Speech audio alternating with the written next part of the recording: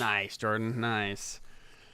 We are here with Gamebound, a little series where we do one-shots and short series of various sorts. And today we are playing Monster of the Week, which I'm very excited about. Monster Hearts, unfortunately, but still. Yes, unfortunately, I one of these days we'll have to play Monster Hearts with Jordan. That would probably be pretty fun.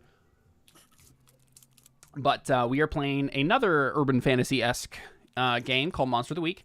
It is going to focus far less on hormones and teenage romance, but it will also still include monsters. So we are going to be doing, I think, a 3-shot. Alyssa informed me that she might not be able to make it next time, but I think hopefully we'll try to make it happen. Seth is out for wedding preparation things, and so it's just the three of us, which is a combination that rarely happens, if ever. So I'm excited to see the chemistry that this particular mix brings. In particular, like, I know the one thing that will be true about this group is that we won't be as stingy about going late, because old man Seth is not here to grump at us when we go 1 minute over 9 o'clock. I love you, Seth, if you ever listen to this. What do you say? He would say, for me, it's 1 minute after 10 o'clock. That's true. That's actually 100% what he would have said.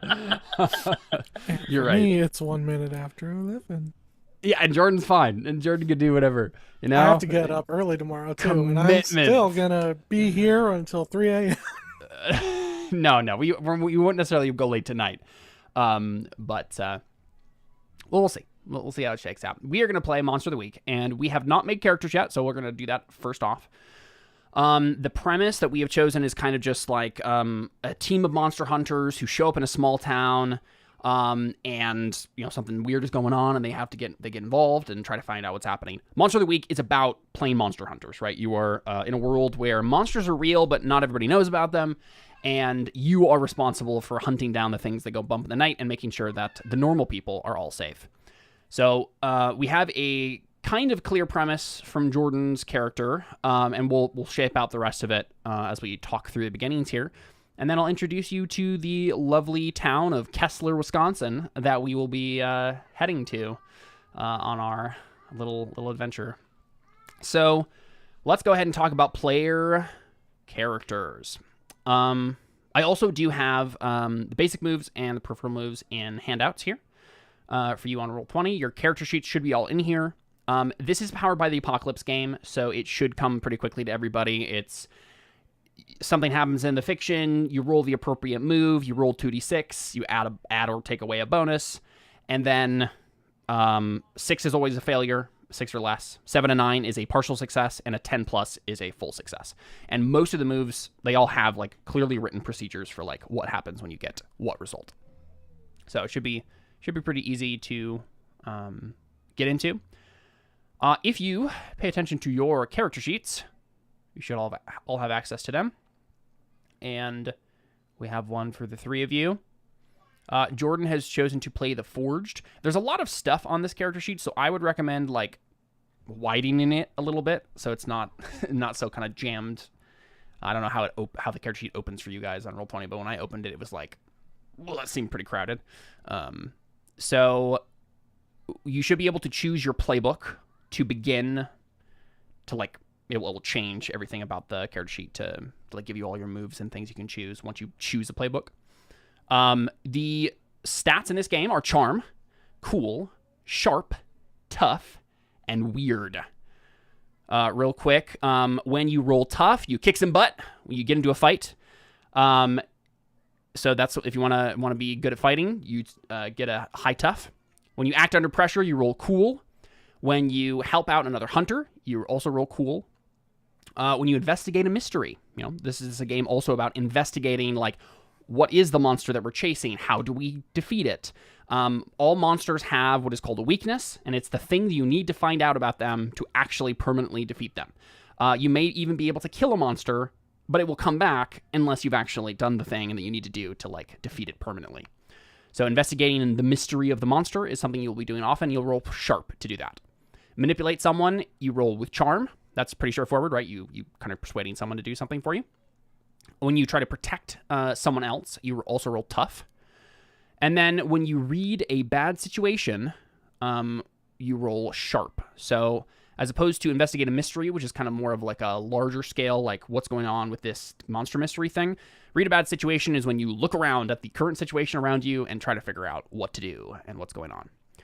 Those are the moves. Your agenda as players of Monster of the Week, as hunters, you need to act like you're the hero in this story, because you are. You need to make your own destiny. You need to find the dang monsters and stop them. And you need to play your hunter like they're a real person. That is your job. And let's figure out our playbooks. Jordan is going to do the Forged, which will mean that he is a magical weapon of some sort. It does say as like one of the options, like you could be a book. Like you're still a weapon, but I think the shape of what that weapon is can look slightly differently, but it's you're going to be used to fight things, right? I'm a book. But you could be like Yeah, you could do that. You could do like a spell book or something, right? That would be the implication there.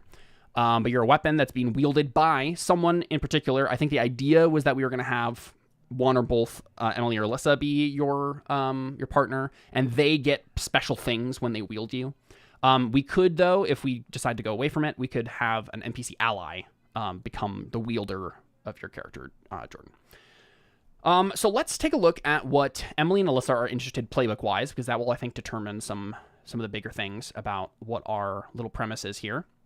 It was bandied about that maybe the two of them would be like bitter exes or something that are fighting over Jordan as the magical weapon, but we'll see if we want to go with that based on what you guys choose. So I did send over a couple of ideas for each of you based on what I thought might be appropriate for your particular playstyle and, the game we're doing here.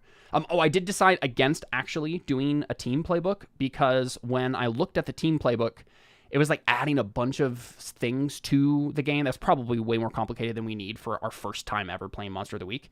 We are technically doing the same premise, you guys just on the road, right? But we're not going to get any of the other random special things. It was like, random NPC allies, like special other moves you get. And I was like, this is too much for our first session.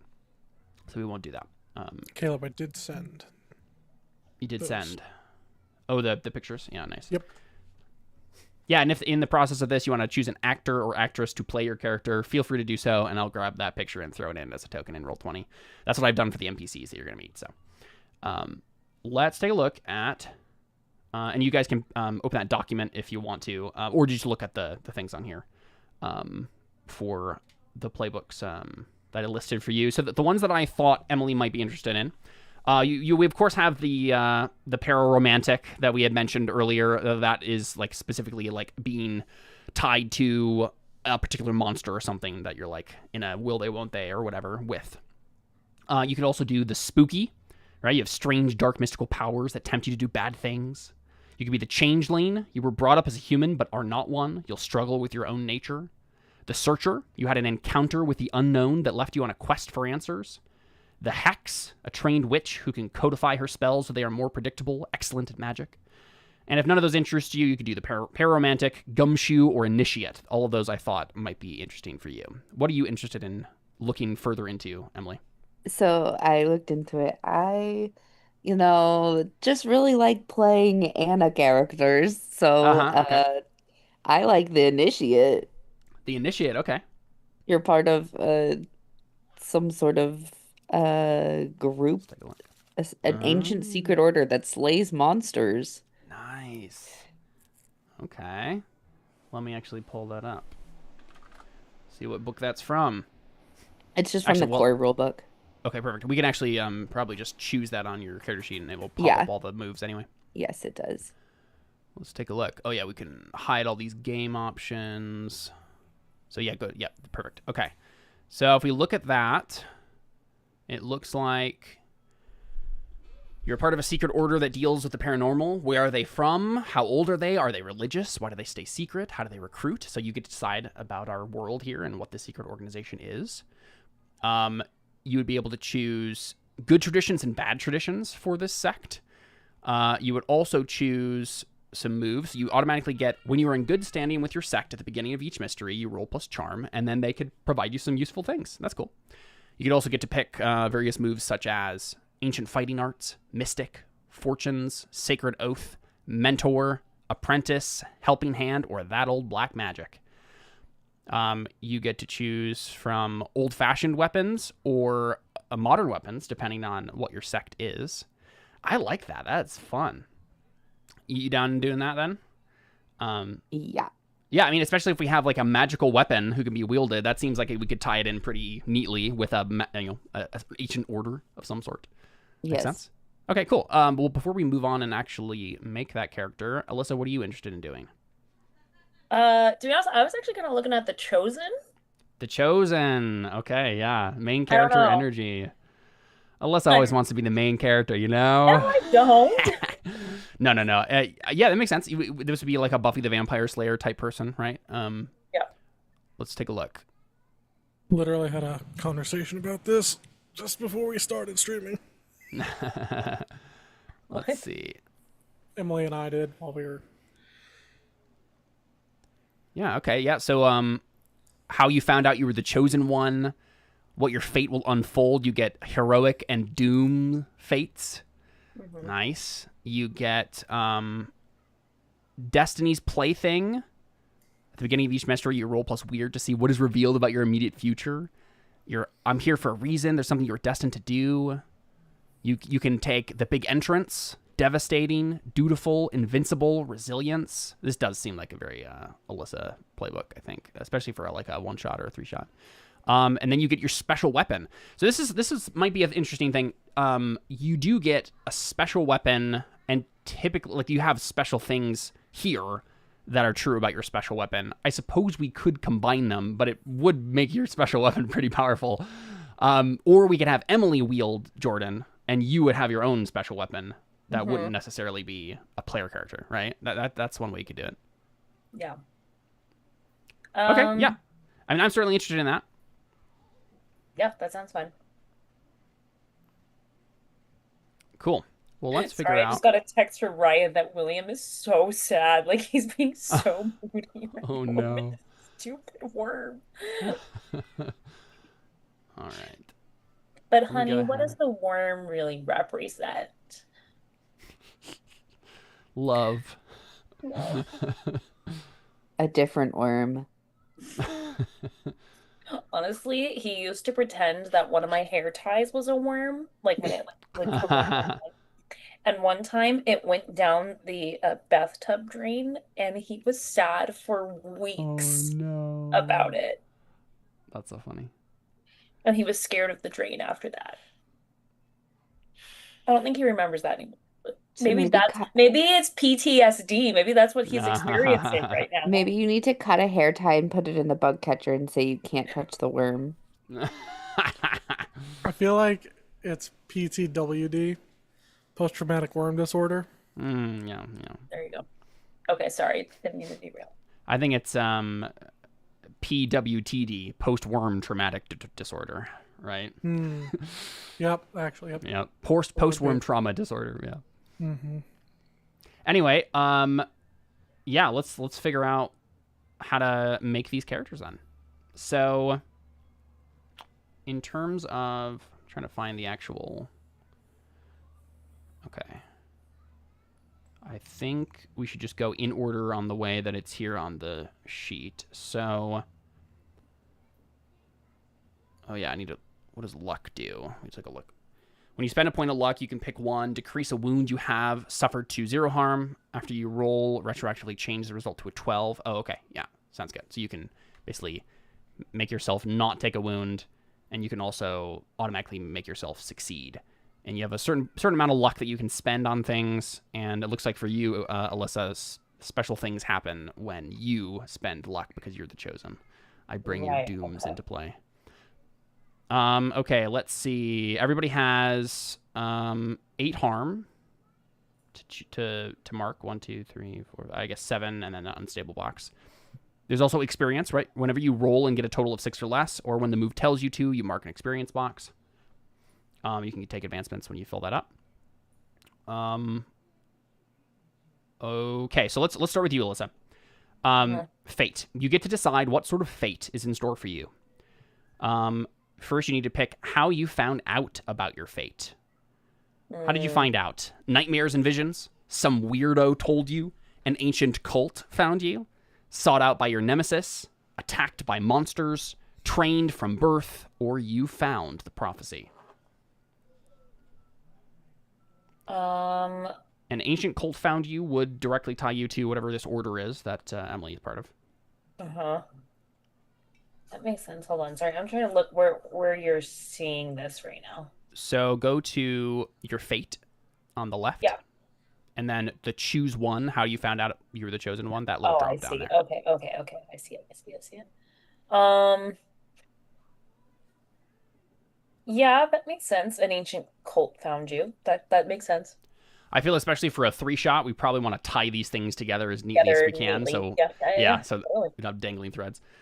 Sure. Okay, that makes sense. An ancient cult found you, so this same order found you.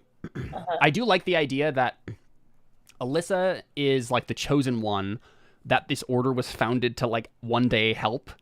And Emily's character is like the initiate who is not as important as the chosen one who has been like made to help her. And you could maybe be resentful about that, right? Like, or you could be totally on board. You could be her number one fan, right? That could also be a thing. Let's see. Then you pick 2 heroic and 2 doom tags for your fate from the lists below. This is how your fate will unfold. It's okay to pick contradictory tags. That means your fate is pulling you both ways. Whenever you mark off a point of luck, the keeper will throw something from your fate at you. So you pick 2 from the heroic list and 2 from the doom list. So this is how your fate will unfold, right? Your like destined chosen one fate. What do you think? Um, hmm. Okay. What looks interesting from this? I feel like it should be like the end of monsters, right? I'm like, yes, I will be the Mm, one who ends the monsters. sounds good. And the heroic, because I picked 2, right? Yeah, you pick 2 from each list. And then, but I think it's gonna be, well, it says heroic. That sounds like a good thing, but sacrifice, I think, is kind of what I'm Yeah, thinking. yeah. And Yep, you then must. to, to doom it all, it's gonna be death for me. Yep, okay. And uh I'm going I can't save everyone. Okay. Lots of sacrifice and death and loss in your Yeah. future, but also the loss of all monsters. So, Yeah. cool. Sounds good. Okay, let's do it like this. Let's go around and pick everyone's things kind of round table. So now we picked your kind of important thing that kind of defines your character, Alyssa. Let's hop over to Emily. Um, Emily, you are a part of a secret order that deals with the paranormal. Where are they Yep. from? How old are they? Are they religious? Why do they stay secret? How do they recruit? What do you think? Um, I think they try and act like they're really like a really tradition laden order and Okay. like established in the world. But I feel like they probably what time frame are we in playing the I game? think it's going to be modern day. Okay, so like it actually got started in like the 80s or 90s. Sure. Okay. Okay. But Yeah. they Yeah. Yeah. like try and act like they're all tradition and everything of Neat. That's funny. yeah. But all of their traditions are from the 80s. Yeah. Okay. Cool. I love it. The Order of Saint Cuthbert.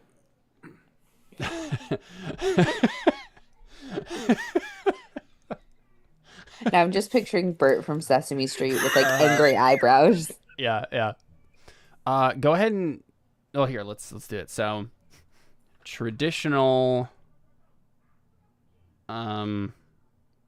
If it was the 90s, it would have been the Order of Saint Kurt Cobain.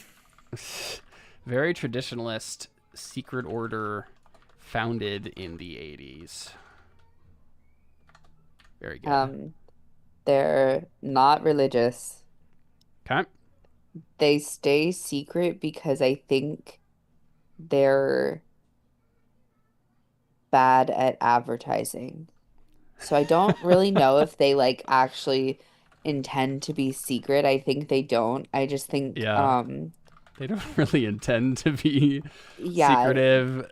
They're just bad at like it's advertising. kind of like I show up to places and I'm like, I'm representing this thing, and people are just like, Uh-huh. what? Like, come on. No one ever knows or cares about it. Yeah. Didn't you Yeah. see our chick tracks?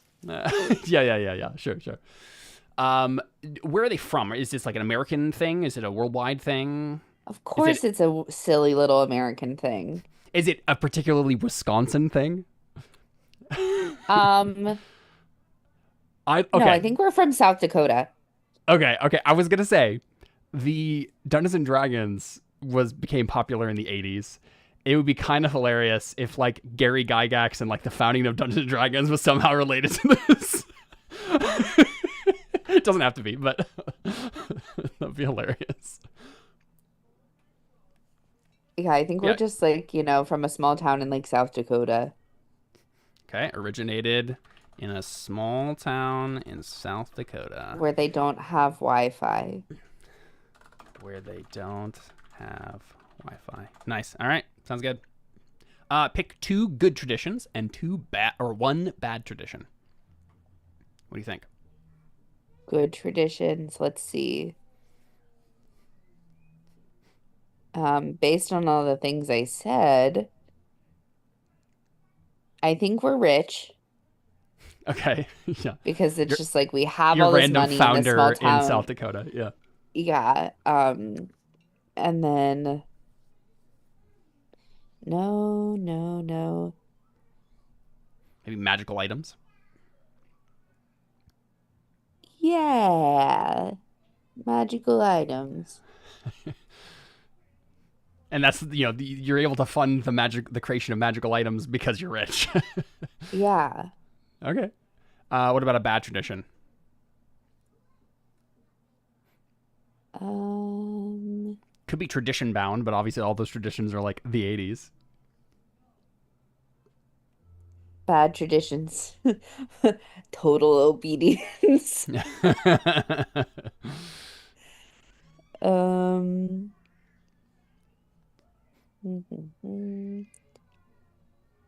I think these rich magic people have a tyrannical leader. Okay, yeah. I'm imagining It's like an just my grandfather. It's like I'm just imagining like L. Ron Hubbard style, like one fantasy author just decided to make a secret organization and fund the creation of magic weapons. Yeah, Okay, exactly. nice. Okay, love it. And like I just want to clarify, there is Ethernet connection internet. There's just no Uh-huh. Wi-Fi. Okay, sounds good. Of course. Yep. All right, neat. What about you, Jordan? Let's figure out the fundamentals of your character. So you have a dual nature. You may freely transform between your human and weapon shapes. You can't kick some butt when in weapon form, but when wielded as a weapon, your bearer adds harm equal to your weird. Pick your base range, benefits, and flaw. Right. So this range would be like how far away someone can attack with this weapon, and then benefits and a flaw. What do you think? Well, I was imagining you as a magic sword, but you don't have to be, right? I also, yeah, I think a sword. Yep. Let's go with this No, magic sword. no harm going with the classic. Yeah. And Sounds like hand then. would that be hand or would that be close? I don't know what That's a good close question. represents. I don't either. Let's find out together. Because I feel like close, hand would be like you have to stand right next to me within arm's length, whereas as like with the sword, it's a little further away. But close also might be something like a spear. I assume close is like a close ranged weapon, and far is a far ranged weapon, whereas like a hand weapon is like a sword, and an intimate weapon is like a dagger. Okay. And I'm double checking this. Then definitely far. yeah. I'm correct in that assessment. So if you're like a sword that just functions as an actual sword, it would be hand, I think. Okay. No, I'm not a boomerang sword. Although, That would be cool. Yeah, so hand. Okay, so hand. And then benefits, you get to pick 2. You could be obviously magical, right? You get to add the magic tag, which I assume, like, gets past some monsters. Like, defenses is the word I was looking for.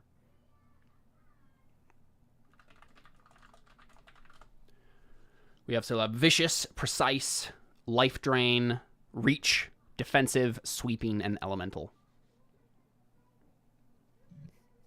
I feel like... Yeah, I would probably say you want to choose magic here. Yeah, I was thinking magic is one that I want to take. Yeah. And then after that, I'm kind of torn between vicious or precise and elemental. Because it sounds like elemental would just be cool. Yeah, it's true. A sword that can turn itself on fire is a classic. Or lightning. I'm a big fan of lightning swords. Lightning sword. Could be a lightning sword. It's up to you. What is mind? It would be like a psychic blade or something, right? You slash and then it like. I just go into them. I go into the monsters' minds and just go, stop! Just stop! Get some help. Some help.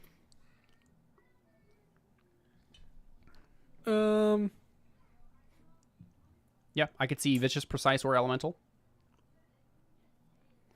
Emily, are we thinking you're going to be the one who wields this weapon? You're going to be Jordan's partner? I certainly can. I think we can do Alyssa, and that would certainly be fun in its own right, but I'm not entirely sure how the special weapon she gets and being the partner of a magic player character weapon, how that interacts. So it might be simpler just to choose you as the partner. I think it's a point of contention between us. Yeah. I do like the idea, that like Alyssa her character has a magic weapon given to her by the order. And Emily because of nepotism, has like a really good magic weapon that like can turn into a human and does a bunch of extra stuff. And Alyssa's like, but I'm the chosen one, so why shouldn't I?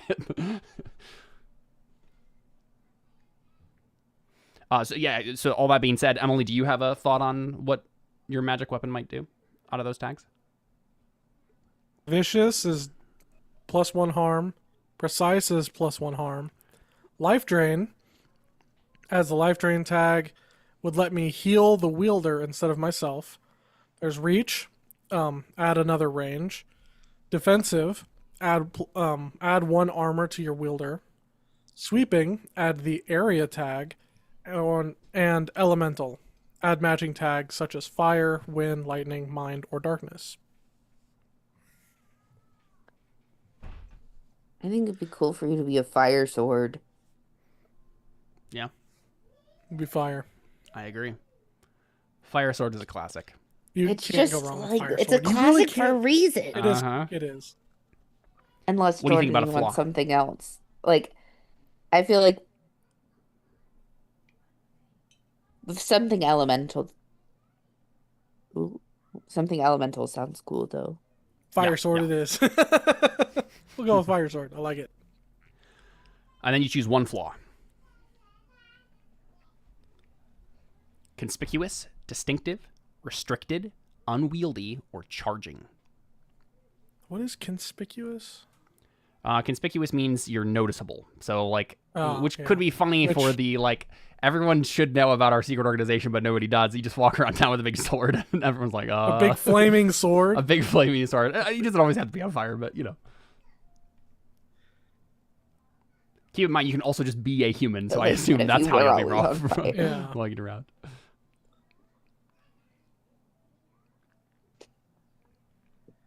What? Okay, and what would distinctive be? How is that different than conspicuous? That's a good question. I think distinctive would be you have a distinctive appearance about you that people would recognize, as opposed to just being noticeable by everybody. It would be like they'll remember that sword in particular, or like anyone who knows about that sword would be able to recognize it.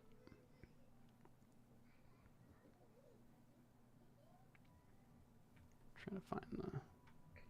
Forged. Playbook again. Here again. Just trying to see if it has any other. Would restricted be that only the one wielder can use me? I don't know. It's kind of unclear here what these mean. Let me see if I can find out more.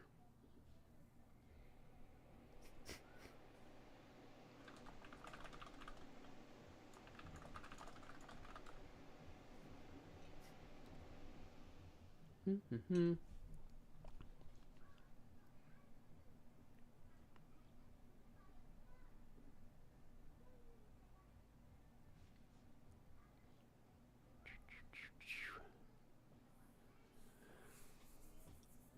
Yeah, I'm trying to think just based on the word restricted. Maybe there's some sort of like restrictions that you must follow or something. Because I like by, or I guess it could be like you can't. What are the options here? Okay.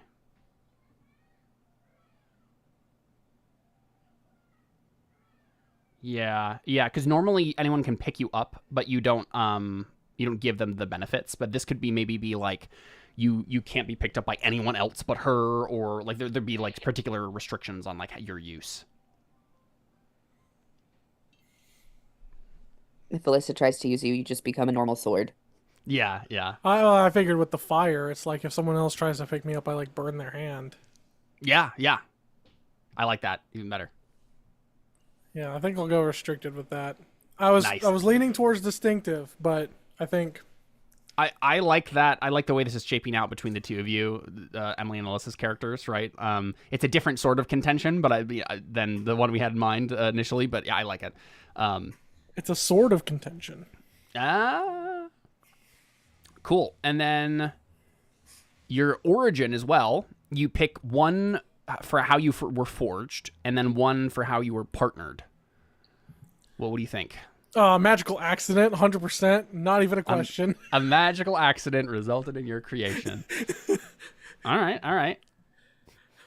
So is this like... so we know that Emily's order creates magic, or like has magic items, right? Like that's one of their like things they're good at. Is it just that they like, what, did they find you? Did they accidentally create you somehow? Is that how all of this happens? It's just accidental magical creations because they just threw money at the problem and tried to figure it out?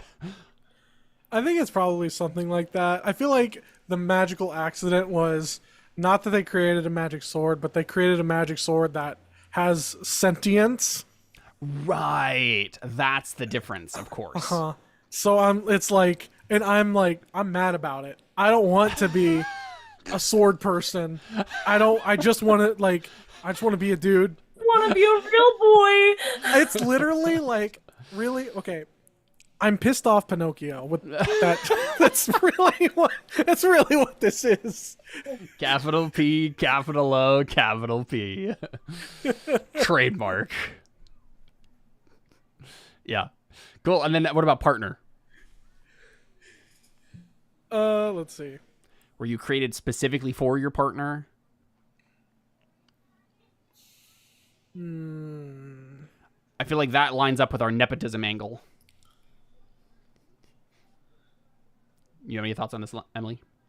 I mean, my only thought is like if you were created by magical accident, I don't know if you were maybe meant for somebody else, and then they were like, "Oh no, we screwed up. Let's give it to." That also could be the case. Yeah. We're just gonna, it's a throwaway now. I almost think my inclination is in the opposite direction. Is that like it is your grandfather or someone who like runs this order, and so they, even though it wasn't accidental creation, they're like, well, who's gonna get this now? And then you got it because of nepotism or something like that, and everybody else is salty about it. And you like, I love the idea that you're just not cut out for it, really. Like you really shouldn't have been given the sword. But if you want to take it a different direction, the two of you, feel free. I kind of like the idea that Emily's character is just the only person I'm cool with. Sure. I'm pissed off Pinocchio. I'm angry at the world, but this character, yeah, they're cool. I'm fine with them. It's the one person I'm like, You imprinted on her or something. yeah, and, exactly. Like, Like there's something that's just like, yeah, yeah.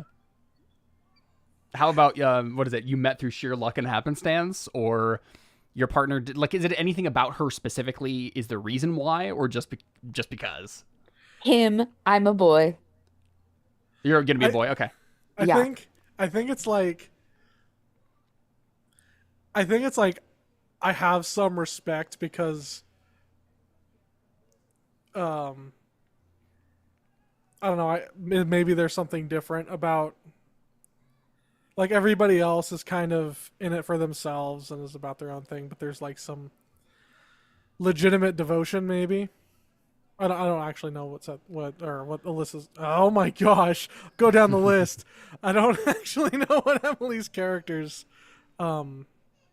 motivation. Yeah, yeah. Well, here, real quick, the partnering options. I'll just read them off so we can all think about them. Your partner displayed great faith and devotion.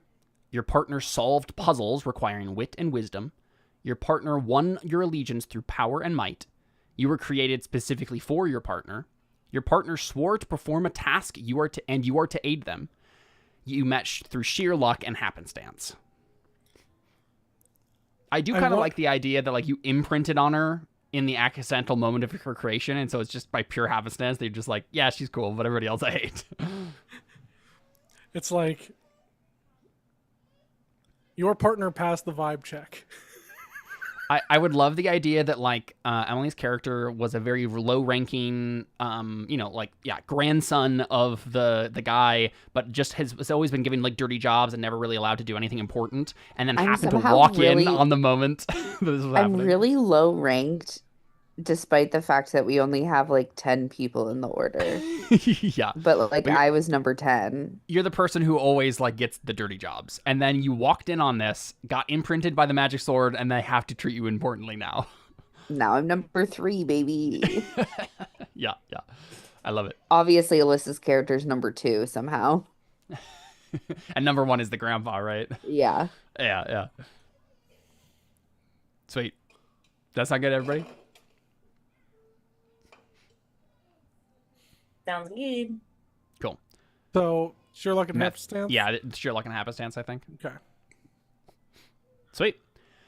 And then let's go back to Alyssa.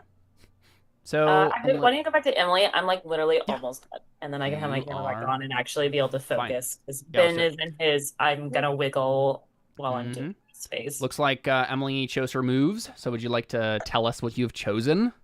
Yes.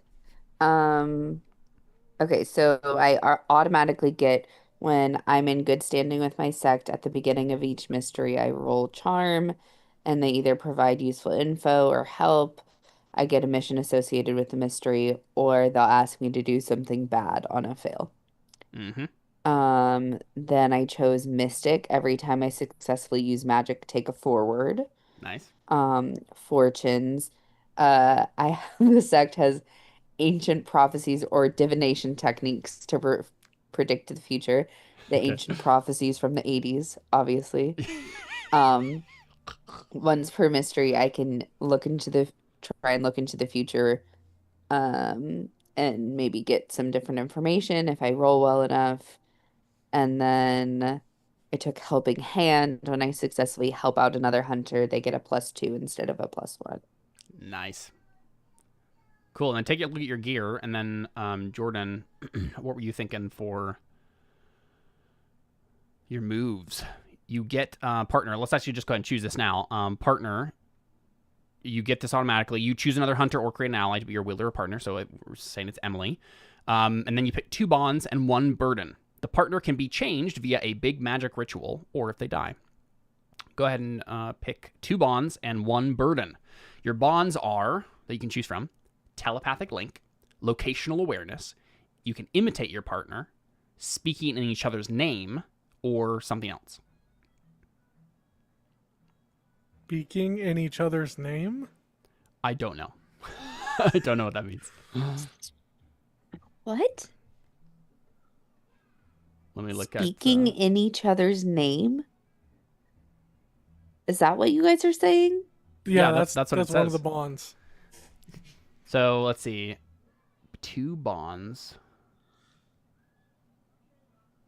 So these are like things that you have because you have a bond together. You can either like have telepathy, you can know where each other are, you could imitate your partner, or you can speak in each other's name. I think the idea is that you basically count as one person for the purposes of various things. So like, speaking in each other's name, like if they were bound by a promise, you could fulfill the promise instead, or something along those lines is maybe what I'm thinking.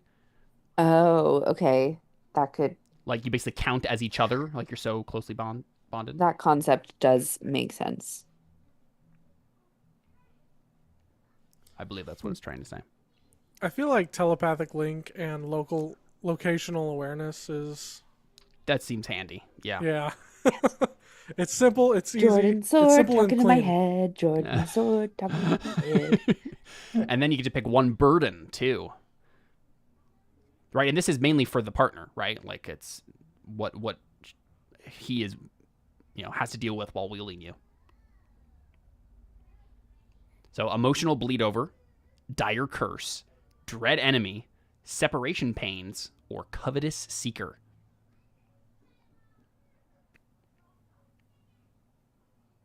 Would dread enemy be like doesn't want like there's somebody that they can't like that they dread? I don't know. These are, I need to find the actual book for this because the playbook itself is being very vague about this. Actually, honestly, I just like the idea of emotional bleed over because I'm already in his mind. Yeah, that's pretty simple. And like I've that. already described my character as like being constantly a little bit Angry agitated. and everything. Yeah. Nice. Okay. Sounds good. And then go ahead and take a look at your other moves. I make my wielder take out my aggression on my enemy Yeah. because they're constantly annoyed. Sure. So they hit harder. That's fine. All right. What are you thinking, Alyssa? So I was looking at the moves, and it gives me the 2 up top automatically, and then I get a third one. Yep. The first one, the big entrance, is just making me laugh so hard. Mm-hmm. I don't know how useful it is, but I just think it's really funny. When you So it make a says, showy entrance, oh yeah, you can read it if you want to. no, it's fine. Go ahead. When you make a showy entrance into a dangerous situation, roll plus cool. On a 10+, everyone stops to watch and listen until you've finished your opening speech. On a 7 to 9, you pick one person or monster to stop, watch, and listen until you finish talking. On a miss, you're marked as the biggest threat by all enemies who are present. That just sounds really funny. I love that. Out of all of them, I'm like, this is the funniest one. Yeah, And also kind of the coolest one. And then you get the 2 automatically Destiny's Plaything. At the beginning of each mystery, you roll plus weird to see what is revealed about your immediate future. And then I'm here for a reason. There's something you are destined to do. You cannot die until it comes to pass. If you die in play, you must spend a luck point. You will then somehow recover or be returned to life. Nice. Unless I run out of luck, then I'm out of luck. Right, yeah. Basically. Yeah, so you don't have any luck remaining. Neat. I love it. So let's figure out everybody's gear now. So, Alyssa, you have a special weapon. Design your weapon by choosing a form, 3 business end options, which are added to the base tags, and a material that the business end is made from. So, did it hide? No, I don't see an option to choose from the forms. No, I see it right here. Oh, wait. Yeah, Oh, I see what you're saying. there might be a glitch on the sheet. Let me find the chosen. The forms you can choose from. So just make a note below other gear though. Gear there for this. You can choose staff, haft, handle, or chain.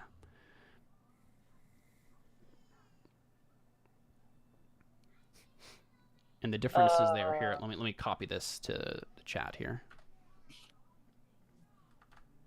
The mechanical things for each of those is as follows. Okay. And then you would choose the weapon end of it too, right? Mm-hmm. Yeah. So handle would make sense if you're doing like a straight up sword. Mm-hmm.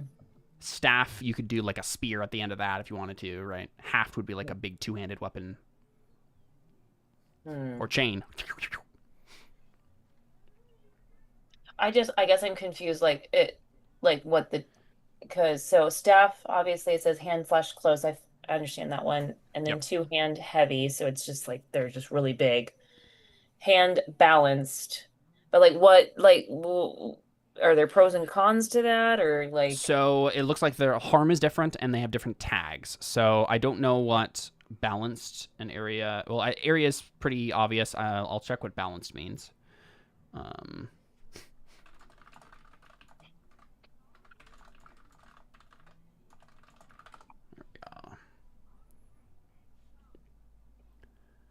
But then you can choose 3 for the business end, right? You can make it magic. You can have a blade. Make it heavy. And then the material it's made out of. So if you want to be preemptively ready for vampires, you can make it a wood or werewolves for silver or whatever, right? Yeah. I assume balanced allows it to be more accurate or something, but I'm trying to find this. Okay. Yeah, that makes sense. Let's see. Balanced it just says easy to handle and difficult to lose your grip on. Okay. So it's more, I think these are all more fictional than mechanical. Right. Okay. So it's just flavor. Okay. I don't know. I don't know why, like a chain whip is what is coming to my mind for some reason. It could be cool. It's Sounds certainly kinda dramatic. cool. So yeah, let's go with chain, I guess. And you could add more chain by picking business end chain again. I don't think it does anything because it just adds area, but you already have area. yeah, I think it's meant to be if you have like a flail, right? You would build it Right. by doing a handle, a chain, and then a spiky ball at the end of it. right, that makes sense. The spikes, what's the plus messy do? Let's see. At least fictionally, it would be produces substantial blood, gore, destruction, or similar aftermath. A chainsaw and shotgun are classic examples. Oh, okay. Let's just go with the blade. That's fine. You get to pick 3. Oh, it's a 3. Oh, Yep. dang. Okay. Let's magic Uh-huh. and Spikes. oh man, no, I don't. They're Oh, yeah, it's messy. monsters. Could be heavy, could be long. That's kind I of mean- cool, right? Like, some sort of like long chain weapon you can whip around. That's kind of what I was thinking. So we're gonna go Sweet. with an artifact, blade, and long material. Ooh, that's a good question. Or anything else you want. I don't know why, but the first thing that comes to my mind is those little I don't know why this is where my mind is. It's so random. Okay. But the little candy bracelets. I You don't know want why that's coming to my a mind when I think of chain chain. Of candy. I'm not saying I want that. That's just Yeah, really How No, is she no. higher than me in the organization? I don't understand. I don't know You're why right. that's just the person. You have like a pink skirt on. You're walking around blowing bubble gum, chain of candy. That totally changes the whole vibe. It really does. It really does. No, I honestly don't really care. I don't know. Steel is the easy one. Yeah, let's just do steel. I don't care. If it was made of candy, I think she would have to be my 3-year-old little sister. Who happens to be the chosen one. Who's the chosen one, and it's so frustrating. It's so embarrassing. Nice. Yeah, that's fun. I actually like this. It makes sense that you have such a dramatic weapon as the chosen one. Yeah. Okay. Neat. Okay. And then I get Okay, cool. improvements as I get experience. As you get higher, and then we'll do history in a second here with everybody. But then gear for the other 2 of you. Emily, what did you choose? They're just basic weapons, so I just chose some. I get a silver knife that does 1 harm and is silver, so Nice. I figure that's good to have. And fighting sticks. Give me some nunchucks. Yeah, nice. And then I got a modern weapon and I chose a sniper rifle. I do. Let's see. The sect has. Oh, I see. I see how this works. Okay, if the sect has fighting arts or obsolete, pick 3. Otherwise, pick 2. Okay, nice. So you just literally have a sniper rifle as well. Okay, all right.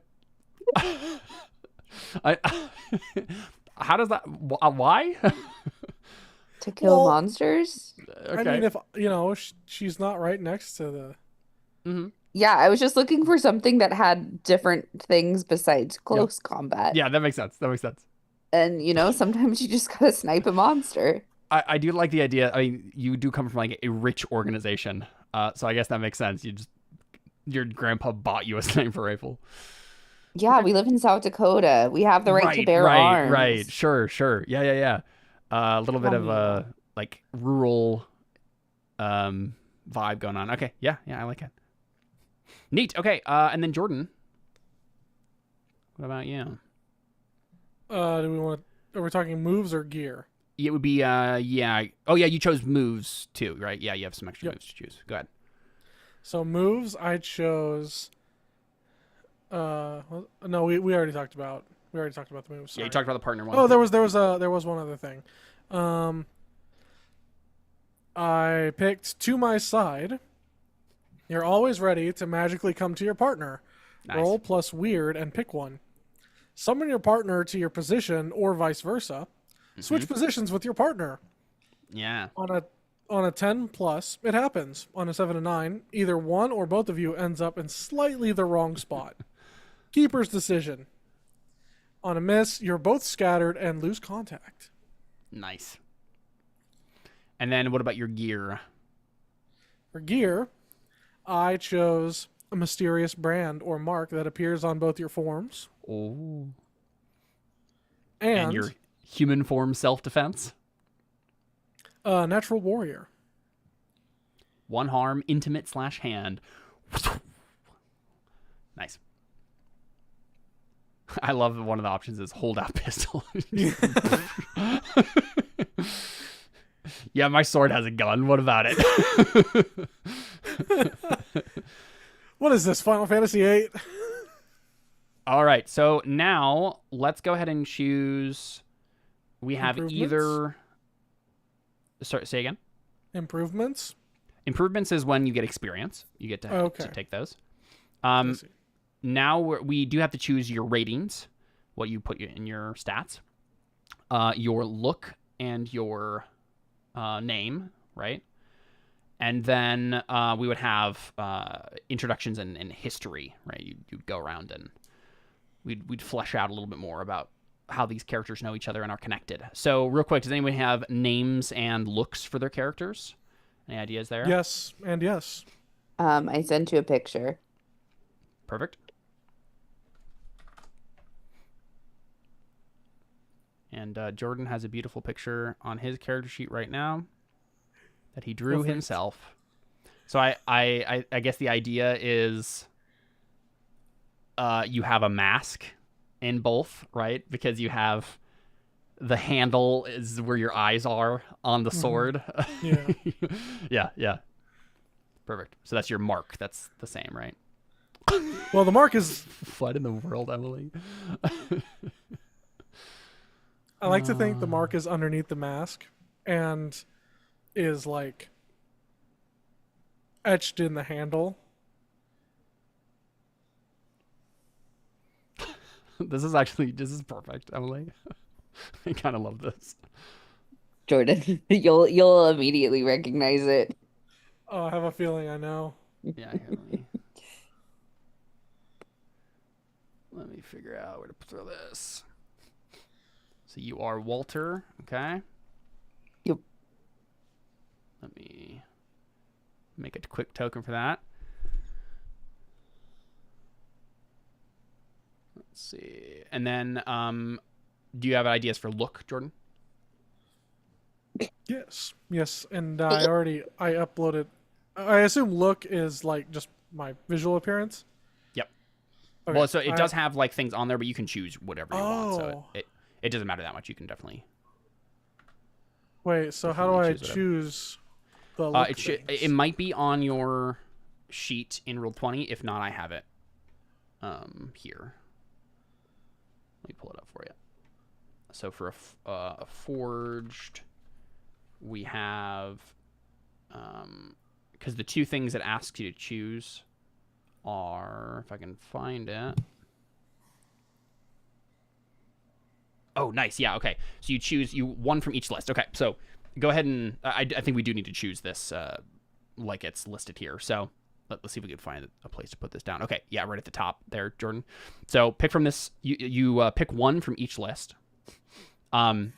Where is this list that I'm looking so for? it's you don't have the list. I don't think it's in the playbooks that I have here. Okay. In my Google Drive here, like the PDF for it. So your human look, are you slender, stocky, tall, short, or very average?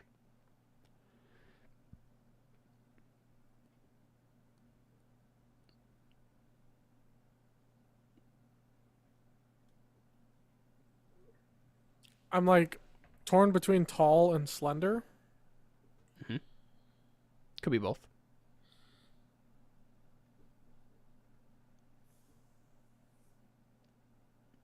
Yeah, that's kind of my thought. Like tall / slender. Slander. Slander. And Tall then / slender. the next thing is metal hair, strange colors, odd scent, runic tattoos, right? Things that are giving you away as your weapon. So it's just the mask, probably.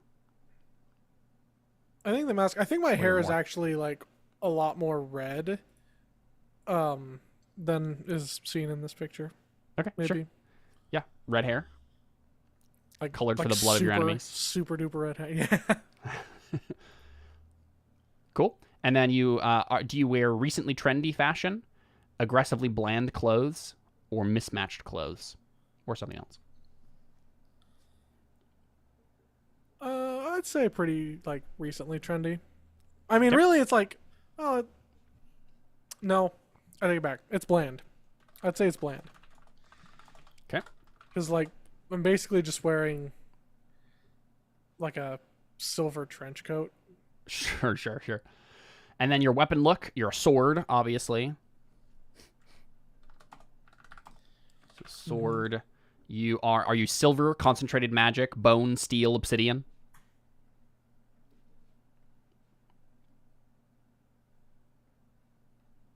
Incredible, Alyssa.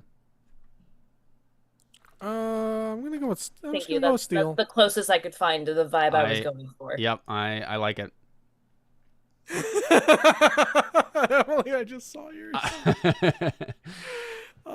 It's perfect. It's exactly what I wanted it to be. It's gonna be an interesting group. Oh man.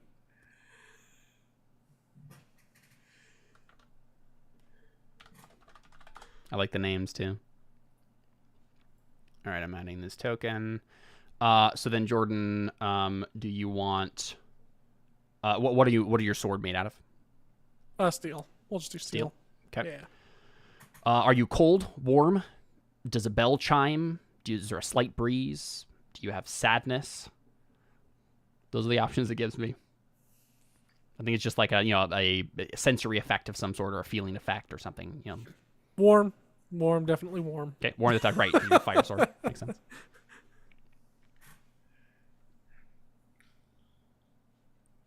Neat. And then last, marks, right? So I think that was the mask, right? You have a mask over your eyes. Cool. For you guys, Alyssa, obviously you have your picture here, but in terms of the looks it gives here, are you a kid, teen, young, or burnt out? I assume you're young.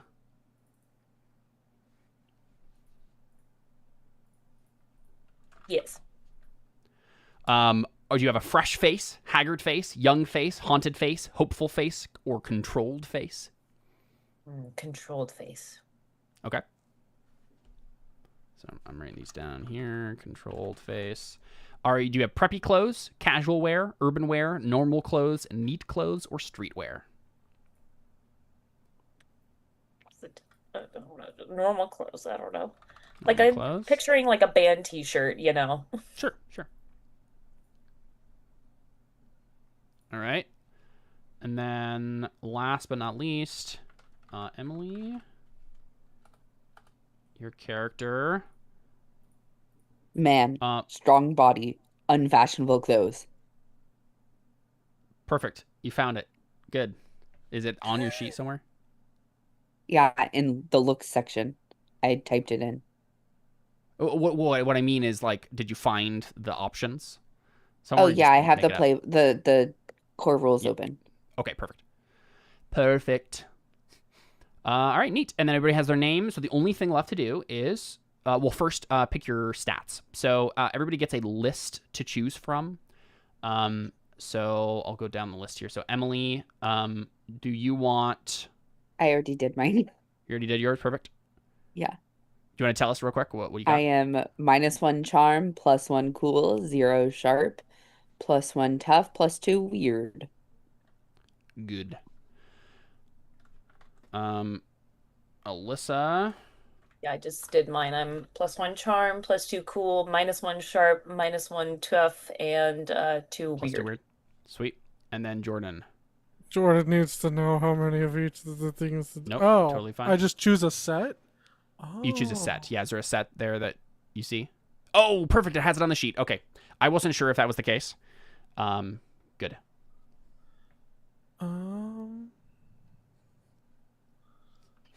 Neat.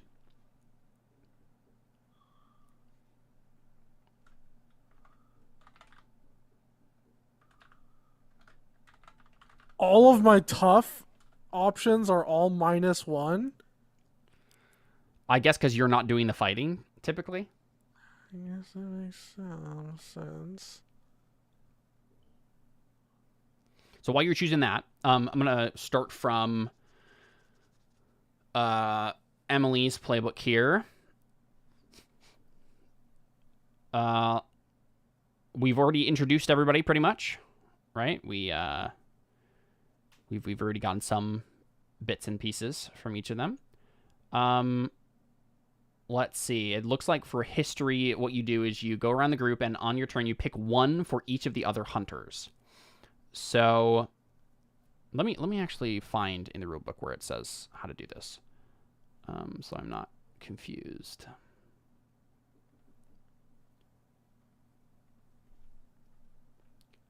History. Oops, that's not what I wanted. History. Boom. Okay.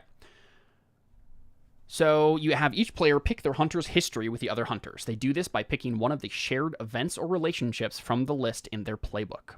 Some picks require extra details. Follow the instructions listed. If it doesn't say who decides, the player concerned gets the final word. Help with suggestions if anyone has a mind blank when the time comes to think of something, to make sure everyone's cool with the answer. At the end, each hunter should have 2 facts about their history with every other member of the team. One they picked themselves and one picked by the other hunter about them. So let's start with you, Emily. You can look at your list there. It should be on your sheet there of history options. And you are, I think, picking these about other people, right? So Okay. the obvious one would be Alyssa being a lay member of your sect, but we don't also have to choose that one because we already know it, too.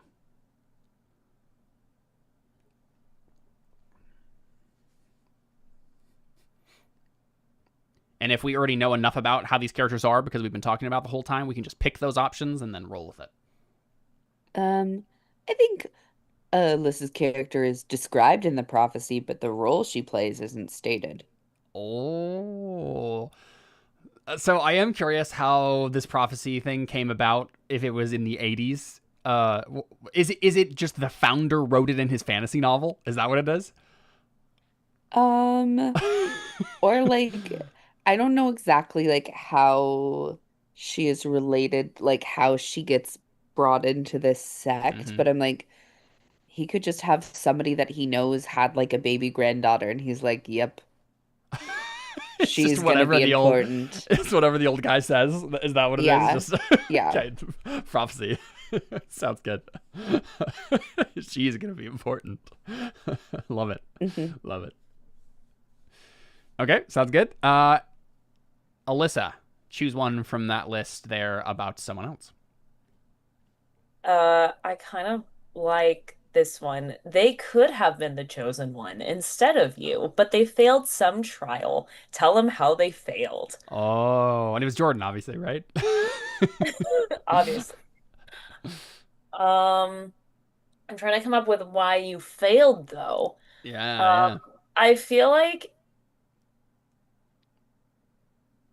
maybe it's not so much Emily failed, maybe it's more like their parents or like her parent was like estranged from grandpa because of how crazy this cult was, and then they like died and didn't have a will. So then she got thrown in Sure, to sure. this. But by then it was like you're a disappointment because like you believe like your parents and like, like your parents were a disappointment to me and all this stuff. I don't know. Just could never measure up. Your brain's been corrupted by the Wi-Fi. Yeah.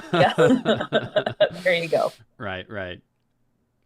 So that's Emily's character is like Yeah. that? Okay. Yeah. Yeah, I really thought that was going to Jordan, but like big plot twist, it was actually for me. Yeah, yeah. So basically you didn't grow up in the order originally and then got shoehorned into it because of that situation, and your failure is really just being not part of it from the beginning. But I think, could it be funny if I got I get like shunned because I was brought into it when I was age like 6? That like it happened early on in my life, but just like I wasn't Oh, immediately Uh-huh. ingrained in it. yeah. I think that's fair. I think that's Yeah, Or fair. like you or you like come from age the side of the 10. family. You come from the side of the family that like was always skeptical about this, and so you're always the black But sheep I'd here. like to think that like when you first came into, you're like, Daddy said you're weird, and Right, just like right. typical 6-year-old things. They were like, we're gonna, And whatever. so that's why you were given the dirty jobs all the time, right? It's like you were just Yeah. kind of the black sheep of the whole outfit. Is it actually like my stepmom's father or something? Like where I'm not actually blood related, but I'm like they're duty Could be, bound. I don't know. Maybe not. Well, it doesn't matter. could be, could be. I think All right, cool. Jordan, you want to choose one of those? I'm choosing. Where is From your this? history options, it should be at the bottom of the sheet on the left. Oh, okay, there it is.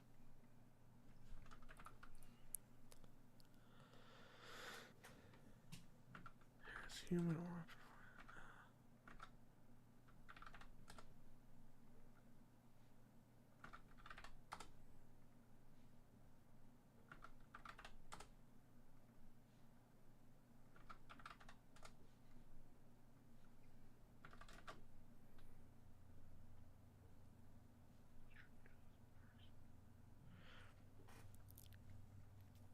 They always.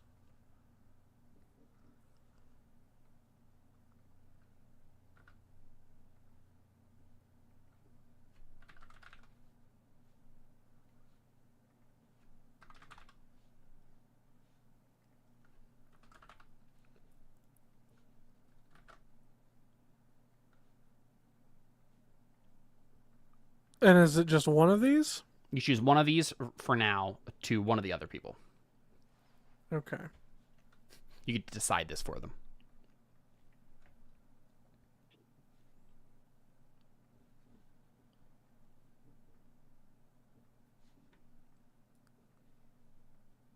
I like they always treat you as a person regardless of what form you're in. Okay. And what do you think of that? I like it, obviously. I prefer that. Mm-hmm. And then the Who is it? question is, yeah. Is it not Emily? Is it Alyssa? Well, that would be the funny option. Yeah.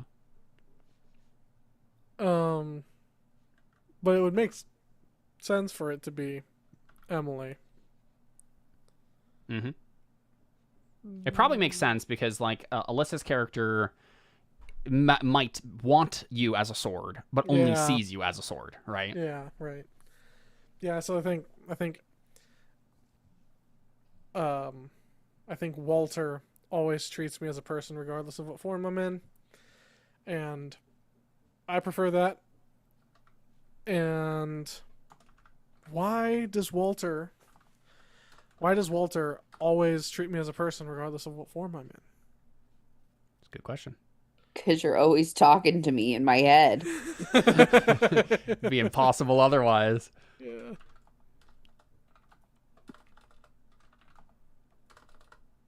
Neat.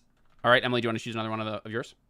I mean, me and Flint fought monsters together when the tide of monsters seemed unstoppable. Ask Nice. them how it went. I don't know. Does How that did it go? mean? Yeah. So, how did the destroying the flood The of evil, monsters yeah. go? Oh, we Uh, destroyed them. Perfect. Yeah, like easy. It was easy mode. Super, like way easier than expected. They all melted as I swung you in your flames sword Neat. form.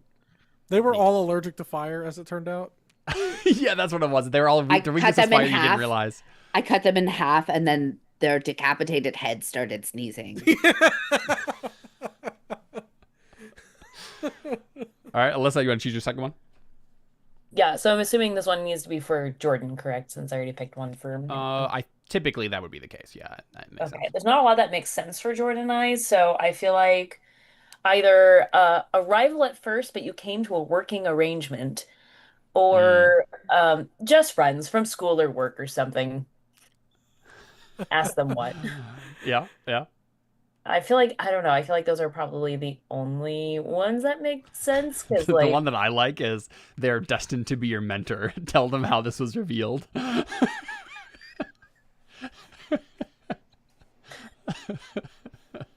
Sword is meant to be my mentor. Yeah, yeah. You were meant to talk in my head. I mean that could be the way to take it, right?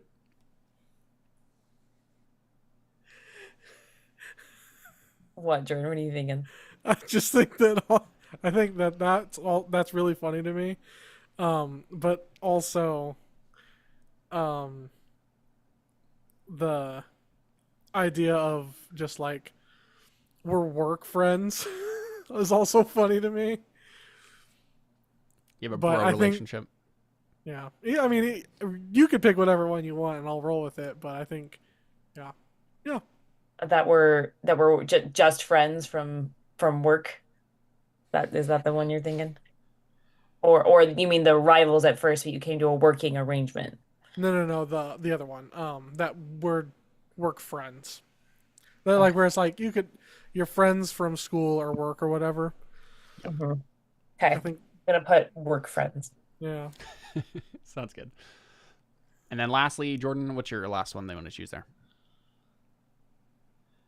It's gonna be one of those things where I'm like, "Hey, buddy, I think you probably optimize your what is it like? How would you say that? Like optimize your output." Output. If Yeah. if you just did X, Y, and Z, just As looking the out for trained you. weapon expert myself. Looking out Well, for as a you, work professional friend. weapon, this is kind of my field of expertise. Being swung around and being on fire. Yeah. Right, and I'm just saying, as a professional yeah. wielder of cool weapons, So you do think I'm cool? Yeah, I do. Okay. And then what's your last one you want to choose for Emily? They Or, seem to. Alyssa. I'm torn between two. I think actually I'm torn between three. I think either A, they seem to think your weapon form is a curse you need to be freed of. B, you share interests or hobbies. I kind of like that. I do too. We're the work friends who bond over the one thing. And it's weapons, obviously, right? Yeah. I like weapons. You are a weapon.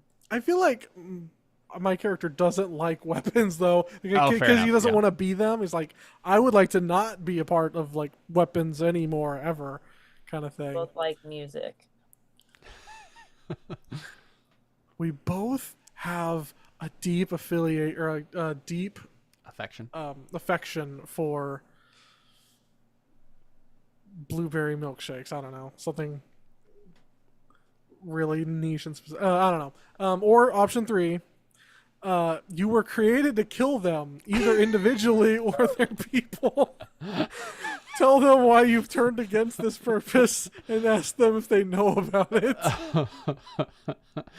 I love the idea that this magic weapon was created to kill the chosen one.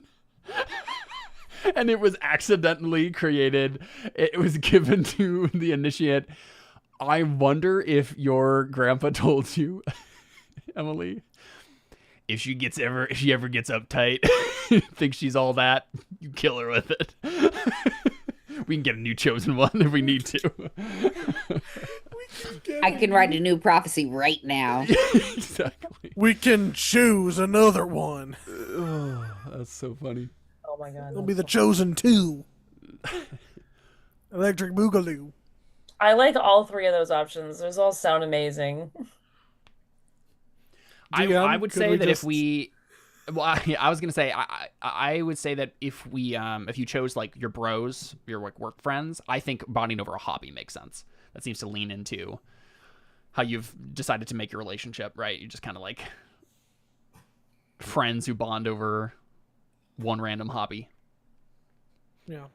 Figure out the hobby. Yeah. I would assume it would be something that like you're interested in because you want to be a human, right? Yeah. So yeah, something like music or food or what would be something that like being a sword really does get in the way of more than most other things would.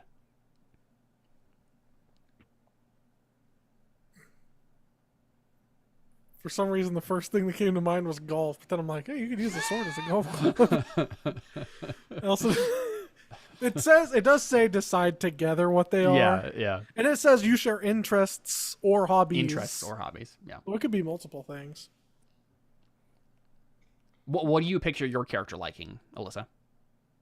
I don't know. I kind of picture her just being like, yeah, I like the classic stuff, like classic rock music. Um, This is why you get along so well with like- the cult, is because you listen to all the same music. I like the like 80s music. Because she listens to the cult. Um, I don't know what other hobbies I'd have. Maybe like Frisbee? I feel like music is a good enough one to just say for now, right? That like you both like music, and Jordan's character likes it because he wants to be a person, and you like it because it seems simple enough. okay, sounds good. Sweet. Well, let's go ahead and do this. We are at about the halfway mark here. Let's go ahead and take a quick break. This is a good enough time to break after we've done all the character creation stuff. Stretch your legs, go to the bathroom, whatever you need to do, and then we'll come back about 5 minutes and go into the mystery and somehow do it in 1 hour and a half. We'll see. We can go late, remember? That's true. I think Emily wants to go to sleep, though. Old woman Emily. We'll see how I feel. We'll see Look, how I got beat up by a baby that weighed like 1.5 pounds last night, okay? Okay, all right. Yeah, fair enough. All right, we'll be back in just a moment with some more Gamebound, playing some Monster of the Week. Stick around.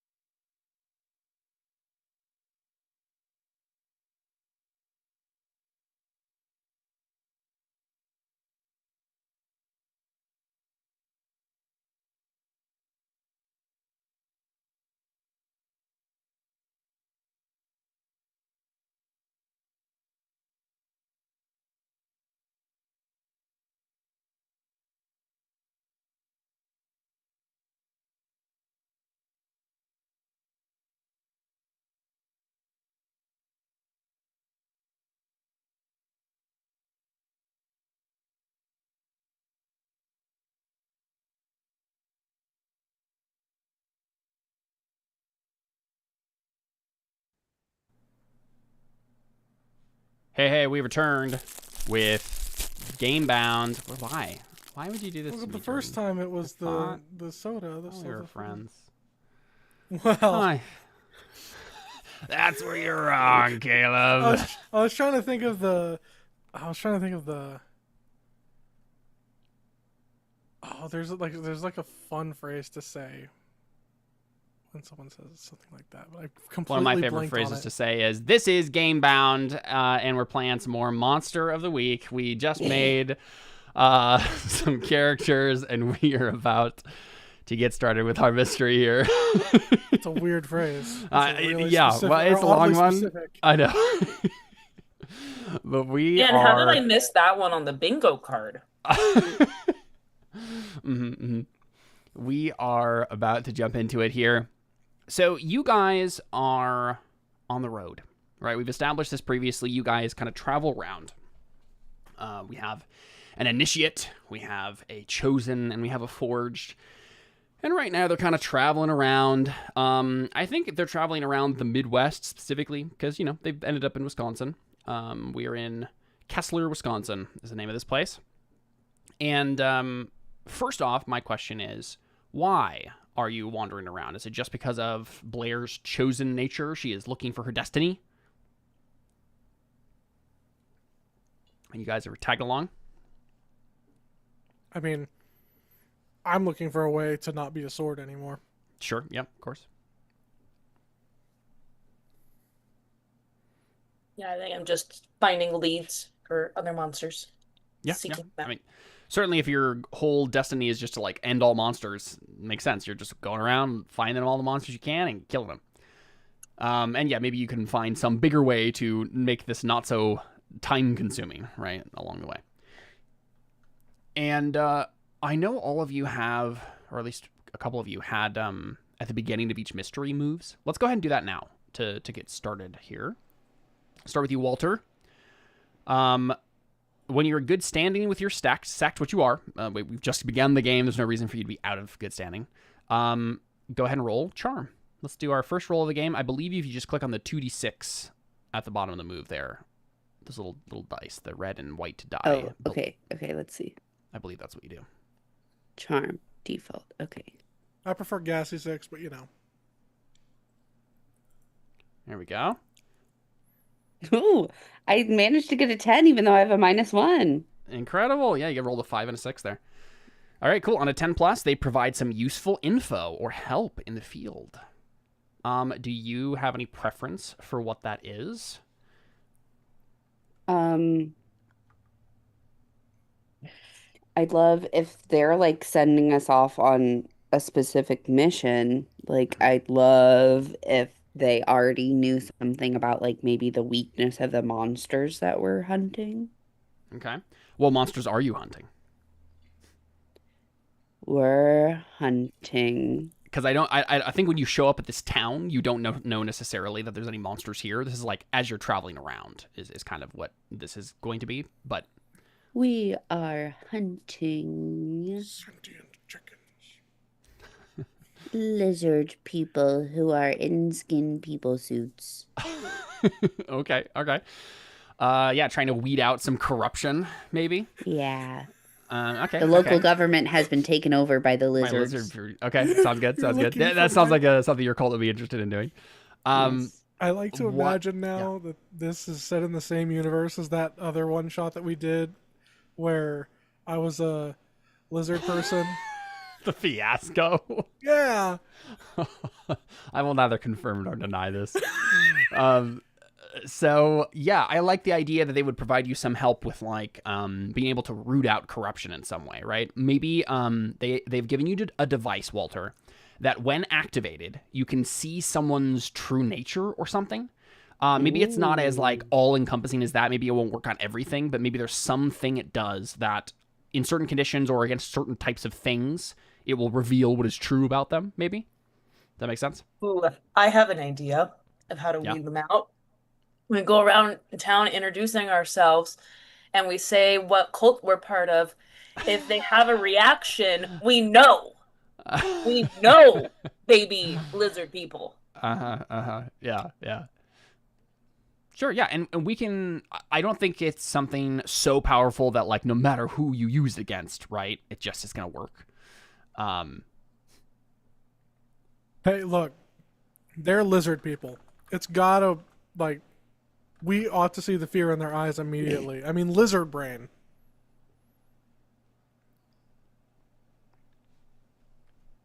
sorry, someone's in chat here.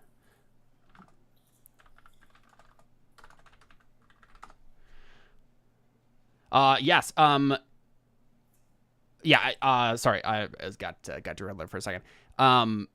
I imagine that it's not so powerful that you can use it against anything, and it will just work 100% of the time. But the function of the device is supposed to, like, yeah, reveal something's true nature, right? Maybe you'll have to make a roll to get it to work correctly or whatever. But yeah, I like that. Do you have an idea of what that is? What it like looks like? Maybe like what does it? What does it look like? I feel like it's got to look like something crazy that like everyone around us is like, what are they doing? Is this like something you have to like set up? Like it takes time to like set up properly and Yes. aim at someone. Yeah. Okay, I like the It's idea that so ridiculous. It is powerful and probably will work if you can manage to do it. But it's like the question is, do you have the time to set it up and actually point it at someone? Okay, I'm imagining it looks like an old like camera, right? Where it's like on a tripod. You have to set up a whole thing and then like go behind like a cloth and like aim it correctly and then. Poof. Neat. Or you know what? Oh, it should be something like 80s though, right? It's like a Is there camera that looks like a metal detector. Yeah. I wonder if there's like some 80s technology sort of thing that like we could use here. But yeah, it's something along those lines. Sweet. That's good. Well, it's starting off strong. Alyssa, do you have a beginning of a mystery move? I do, yes. Destiny's Plaything. Destiny's Plaything. It's real weird. Yeah, go ahead. To see what is revealed about your immediate future. All right. 9. On a 7 and 9, you get a vague hint about it. Let's see. Vague hint. And this would probably have been like the last thing. Okay, I think it's like we get a flashback of you calling the guy who's in charge of your order. What is the name of your order, by the way, Walter? Does it have a proper name? I assume like maybe it doesn't. Maybe that's why you're bad at advertising. It's like the order, you know. Yeah, it's what is the name of the order? I like to think it's called The Order. Yeah, it could be. What was that? Like, because L. Ron Hubbard had like Scientology. And there's definitely a little bit of that going on here. It's The Order, but it's spelled ORDOR. The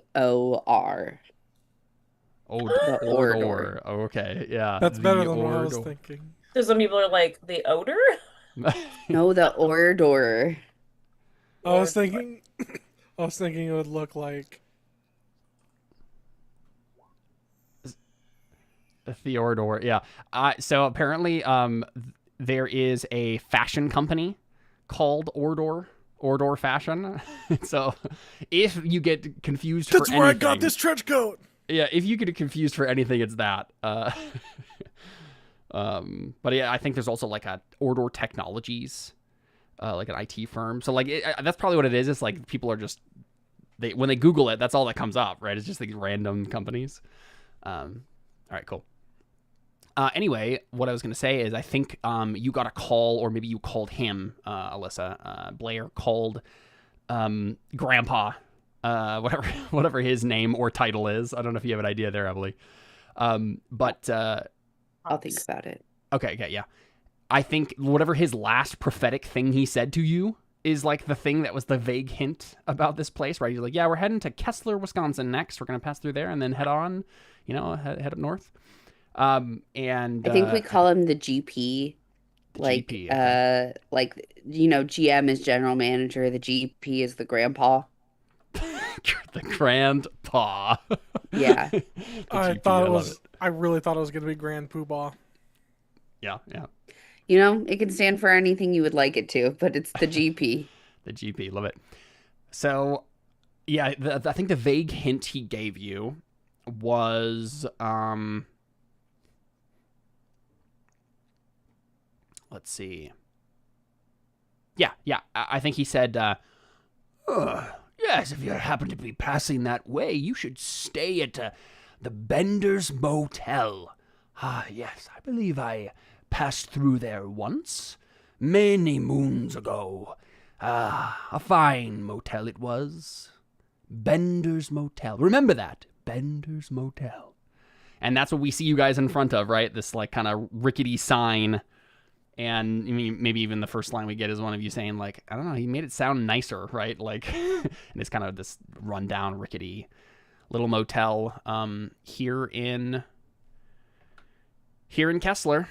And there we got a little pin for it on the map. I don't know if is the dynamic lighting on. Can you see anything on this map? Can you We see can things? just see, Is there a map? yeah, generic like road mappy with squares Cool. and stuff, you know. Can you see the pin now? Yeah. Bender's Motel. There you go. Kind of outside of town there. And that I don't is watch where Futurama. you end up. Yeah. Flint, do you have a beginning of a mystery move? I don't think so. If I do, I don't know where in the world it is. Yeah, that's fine. I just knew the other two did, so I was curious if like all the playbooks did, but maybe not. All right. Well, Cool. mine was one that I specifically chose, I think. Right? I think yours was the one that you get for free. Oh, no, just kidding. Mine was one of Yeah. That's fine. But yeah, I think we see that. You guys are just arriving. It is, getting on towards evening. I don't think it's necessarily like nighttime yet. I guess up to you how late you would be getting into town, but I was imagining you wouldn't have stopped super late. And you're pulling into town and you're gonna check out the sights and settle in. What do you travel around in? Do you have like an old a private car? plane.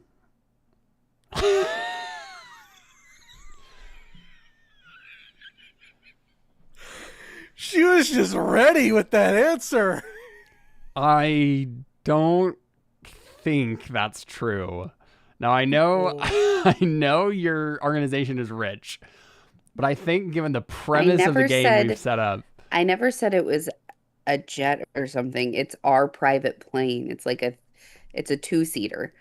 Oh, Flint okay. has to be in his sword form for us to fly. Okay. So I guess what we see is we begin seeing a wide shot of the sky above Kessler and a smoke cloud starting to billow out of this plane, and we see it sputtering, and we get a close-up shot of the two of you in. There's a banner that we're dragging. On one side it says theordor.com, and the other side it's theordor.org.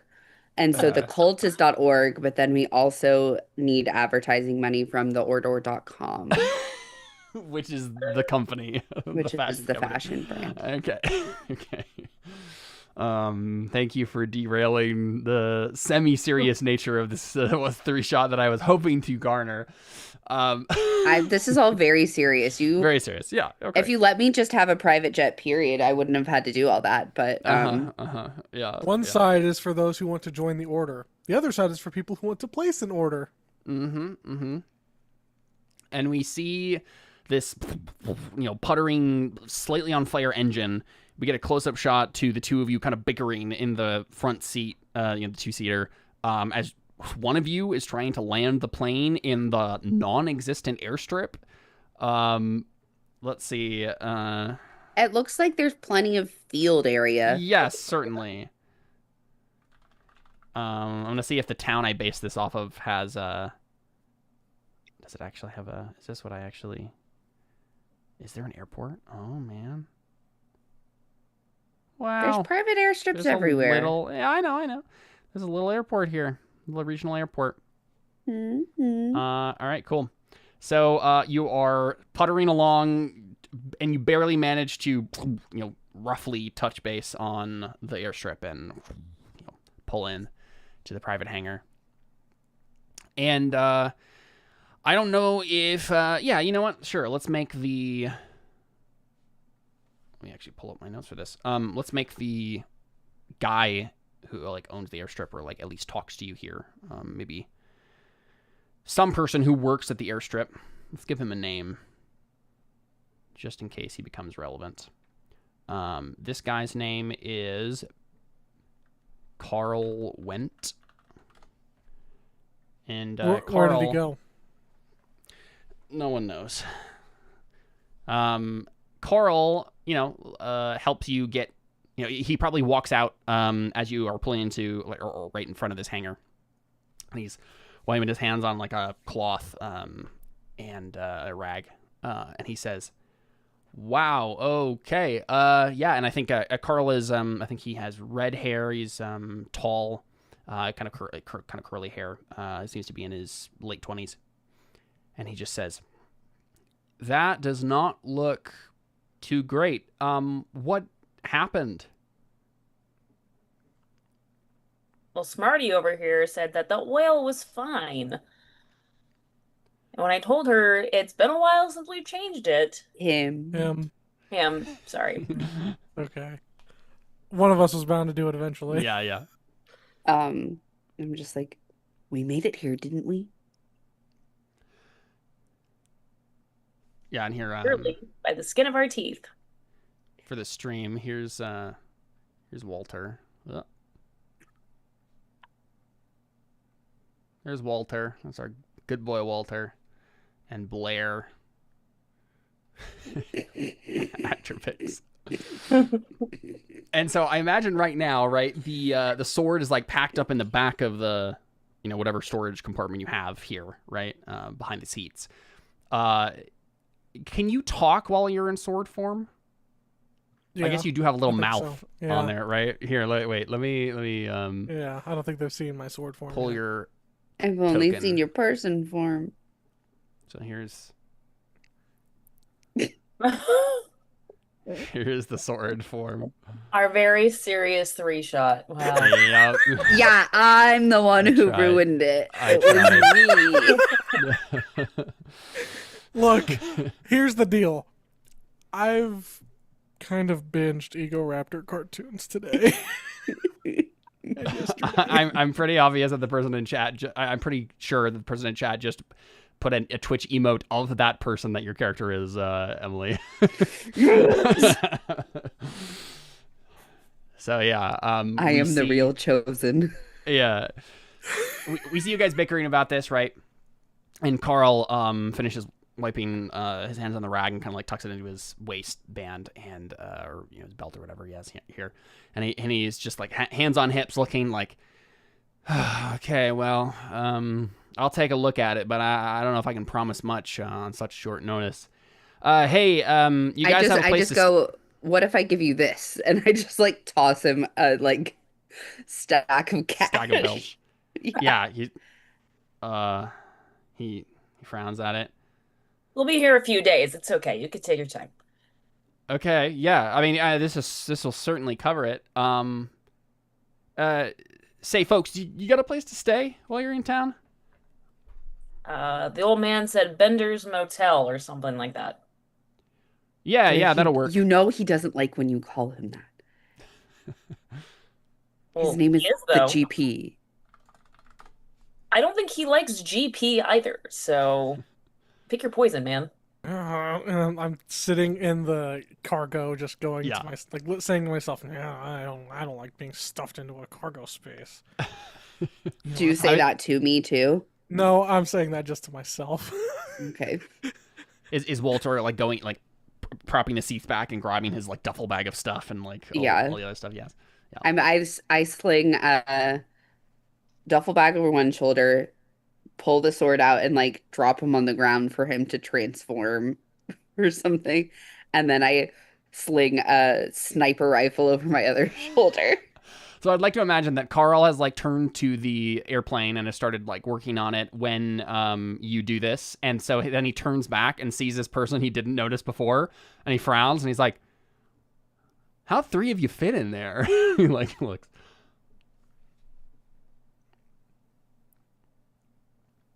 I just ignore the question, like get out my chain. It's just silent for like 2 beats too long, and then we just move on. Yeah, sure. Yeah, but he's like, yeah, Bender's Motel will be that's a good idea. I would make sure you get there. It's gonna be dark soon, and he gives you some directions. Is that a drivable distance or a walkable distance?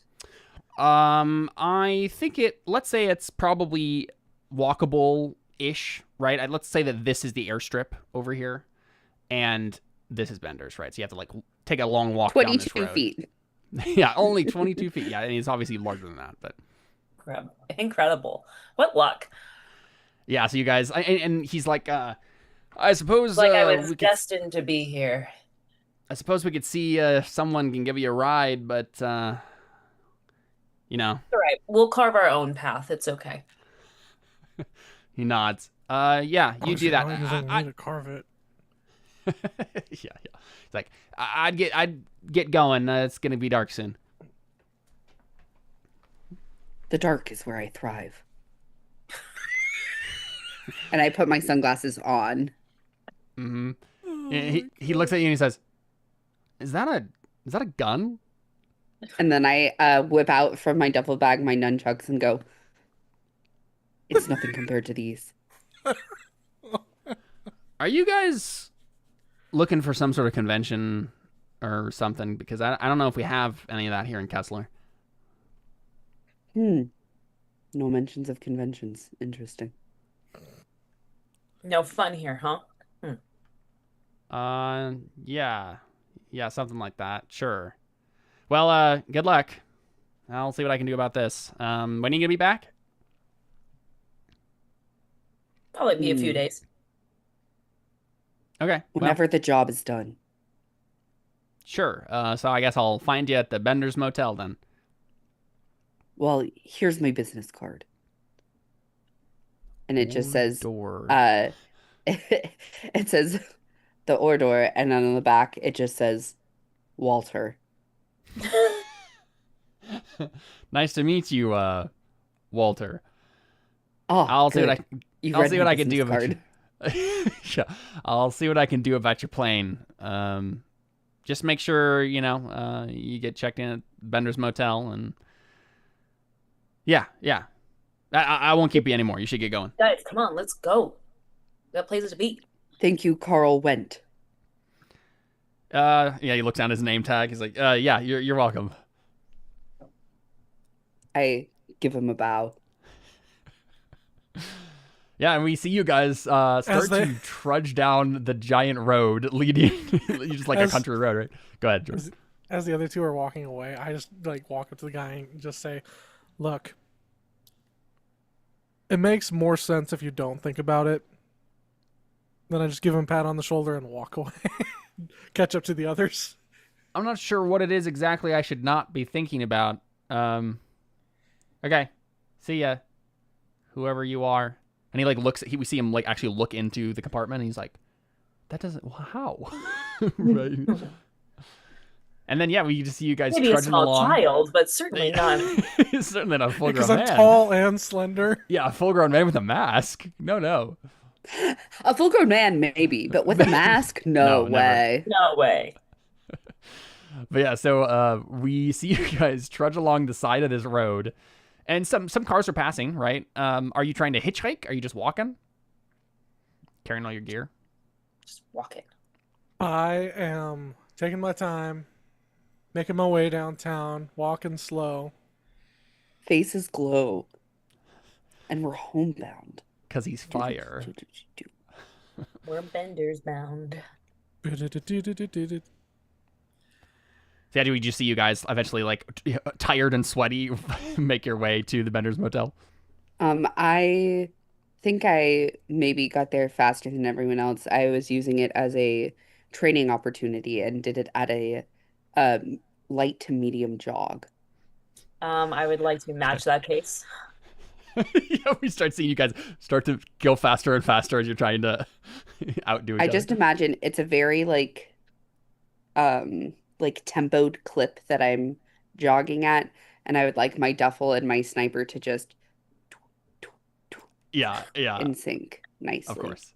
As they pick up the pace, I like see them do this thing, and I'm like, I'm gonna set this one out, and then I just walk over to a nearby tree and just kind of sit down under the tree in the shade, and just kind of wait for them to get there. Am I allowed to? Oh, right, because you have the magical power that can just transport yeah. you. Yep. I love that. Yeah, so Walter Really? and Blair. And I'm sitting there thinking to myself, like, why didn't I just do that instead of taking the plane? That's hilarious. Just in case we In all- broke down and needed to fight. I was going to say, in all fairness, you can fail the move, right? So obviously. That's true. Sorry, I'm are you too going to laid risk back it now? for that. Yeah, of course I am. Okay.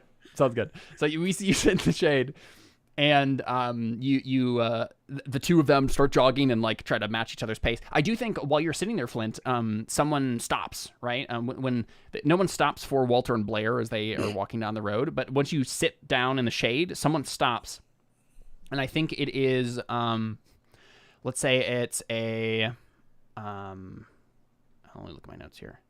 Yeah, a woman in her 40s. She's in like a small car. She has kind of like graying dark hair. She seems like she is she's in scrubs, so she looks like she's maybe on her way to work at the hospital. She's or in something, scrubs. right? She can't be 40 years old. She's got to be older than that. Sorry. And Continue.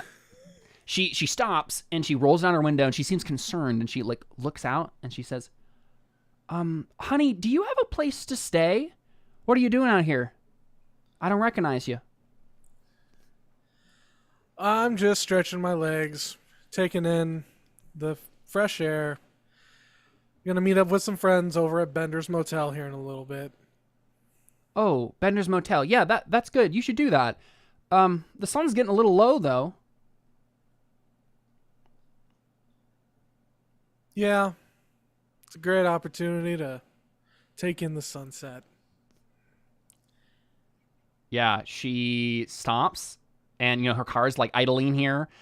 She like there's even like a car about to pull up behind her right on this like country road, but she's still stopped and she just pauses for a moment and she says, I really think you should get to Bender's. I sit up a little bit and I go,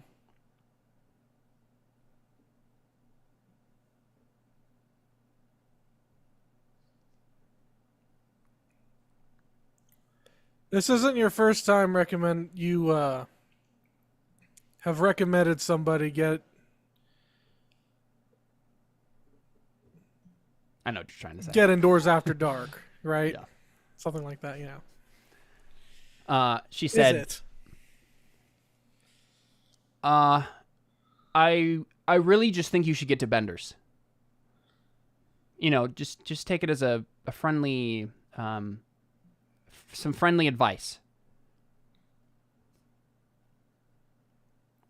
How far away have the others gotten at this point? As fast as they could jog, right? I guess it was maybe a couple of minutes after you sat down that this person stopped. So like they're- 5 miles. You can see them up the road, but like they're a distance away for this point. Okay. You could try to read a situation or whatever that move is called. Yeah, I want So it sounds like that you're doing. You're trying to like suss out what she's up to, to. Yeah, right? what she's. She's Yeah. obviously a lizard. I want to harm her. No.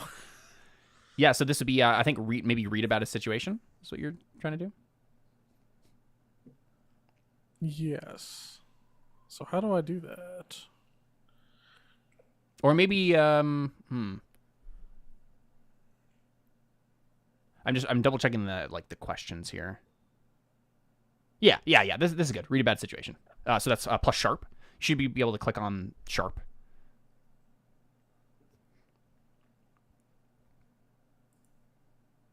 Plus minus forward 0. 0. Oh, nice. Make sure to mark experience. Okay. Yeah. So you are suspicious about it, right? And I think maybe she says, listen, I'm a mom, honey. I worry, if I see someone that I don't, I'm trying to think of what else she would maybe say.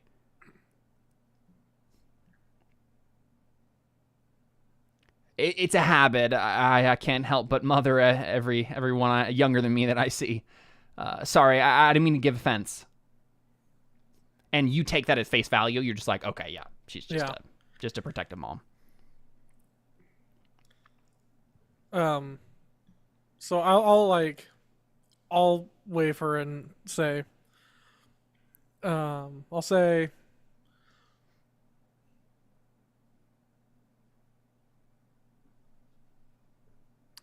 no offense taken. I appreciate the neighborliness. And I'll probably start to, well, Start to stand up.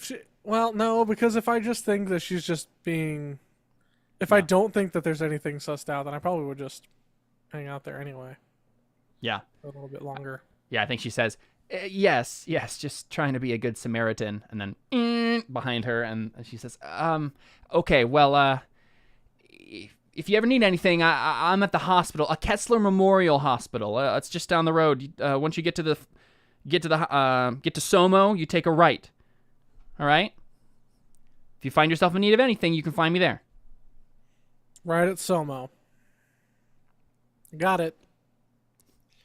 Yeah, and then Got it drives away. memorized.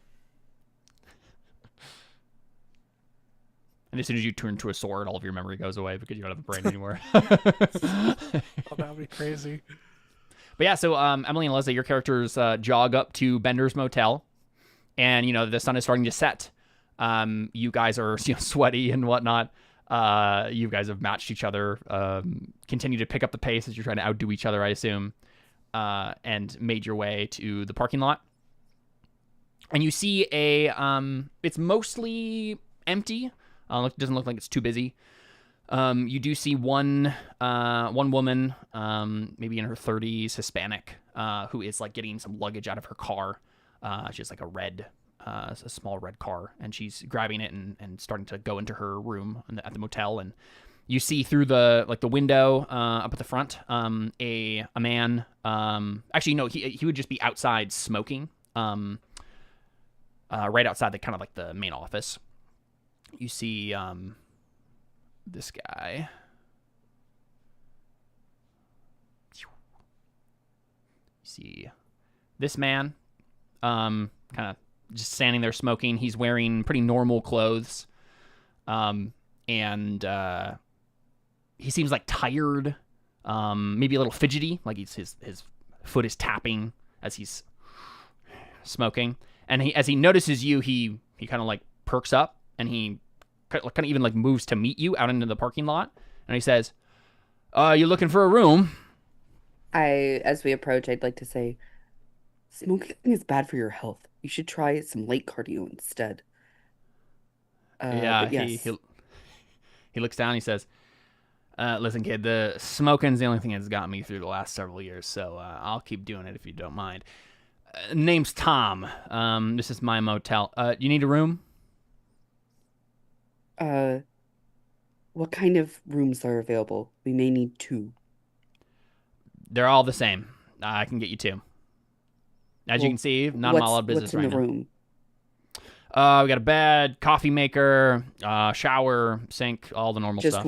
one bed per room, or are there 2 queen beds in some rooms? I think he said, yeah, just one. One queen per room. Then we'll need 3 rooms. Yeah. He looks around. What, for your luggage? No, we have a 3rd. Don't call him luggage. He's the whole person. Yeah, that's kind of offensive. Okay, yeah, you got a friend you're meeting up with. Okay, are they here? He's more than I my friend. He's I my don't partner. in crime. I mean, he's just a work colleague to me, but he's cool. Far more information than I needed, but I'm happy to make up another room for him if he's on his way. Sun's getting a little low. I'd recommend you get in your rooms. I'll make him up soon. Why? I Why? put on my sunglasses. I thrive in the night. I'd just recommend, getting indoors after dark. Keeps you safe.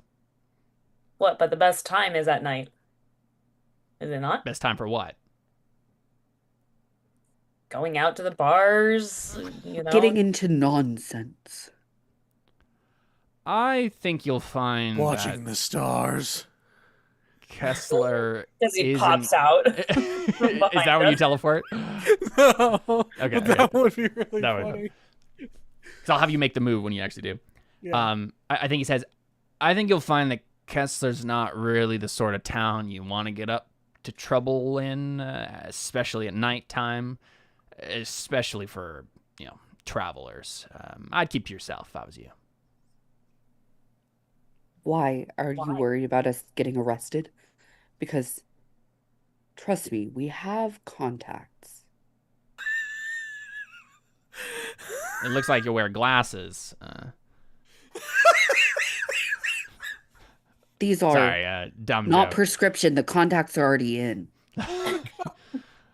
Yeah, he takes another long drag on a cigarette. Look, do you need a room or not? Yes, we need 3. All right, 3 rooms coming up. That'll be, gives you a normal price. I give him I pull out a large stack of cash and count out however much he said. Yeah, he raises a skeptical eyebrow, but then takes the money. He says, do you want change? We all need change. Yes, please, all in ones.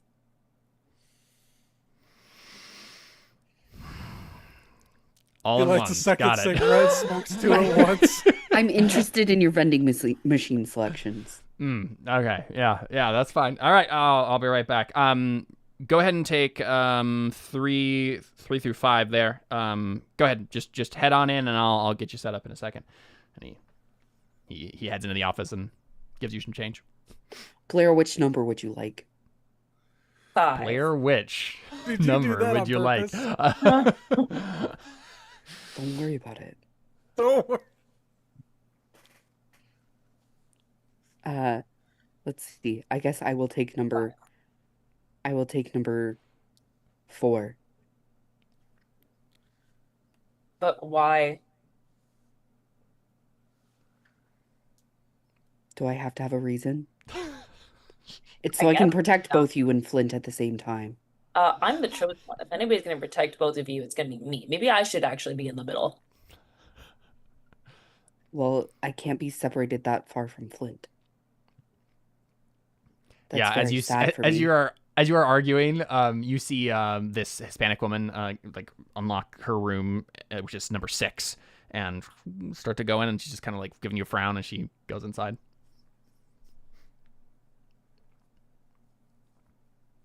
Yeah, but Flint can just teleport to you.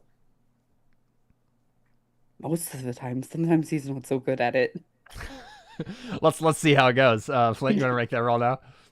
Yeah. You're probably like, yeah, enough time has passed. I could probably do it now. Yeah, he's probably like, they're probably there by now, right? And could I think ask. I could telepathically ask. Yeah. Nah, this is funner. yeah, okay. And he Go ahead and gets make the up. roll. What is that? Let's see. What is We're that going to actually? lose the sword in like the first 5 minutes of playing. I got some ideas. Roll plus weird. It looks like you So- can just roll the move itself too by clicking on the 2d6 there. Yeah. Okay. Just roll the move itself. Yep. There should be the 2d6 there you can click on. And then macro options plus minus forward 0. Yep. Okay. All right. Either one or both of you ends up in slightly the wrong spot. So I guess you're choosing to go to him, right? Yeah. Oh no, don't end up in the room of the Hispanic woman. Ah, yes. I think what happens is this. You just kind of overshoot it, right? So you end up kind of in the field, over this way, right? Like past Bender's Motel on the other side of of Somo Avenue. And Flint, you look and you can see the motel right across, but you're just like, oh man, I gotta go all the way across, right? And you know, there's like usually like a recharge time, or if you do it again, it's gonna not work as well, or something like that, right? So you're like, I gotta walk this. Is that what you do? You just start heading across? Yeah, I just start heading over. I figured it would at least get me in the general area. Yeah. And as you get to Somo, you know, some cars are. It's a busy-ish road, so you have to wait a second for cars to pass where you can like cross. And because it doesn't seem like there's any real like crosswalk or whatever, right? This is like a busy road that isn't really meant to have foot traffic across it. You're kind of like in the middle of a field when you teleported. As you get to the side of the road, you see out of the corner of your eye someone else standing in the field, and you're almost positive that like when you teleported into the field yourself, you looked around and there wasn't anyone, but now there's someone standing. And like the way the sun would be setting to the west, and so you can see them pretty clearly looking back, and it looks to be an older gentleman in a like a suit. You think looks kind of outdated, but he's just standing there and he's watching you, and you can see like, you know, the golden hour sunlight like making his face kind of light up. He kind of, standing there watching you in the middle of the field. What do you do? And I didn't see him there before. I could have sworn No. he wasn't there. Yeah, and maybe like you're starting to second guess yourself, thinking like maybe I just didn't see him, but like there's really not much in that field. He really snuck up on me if that was the case.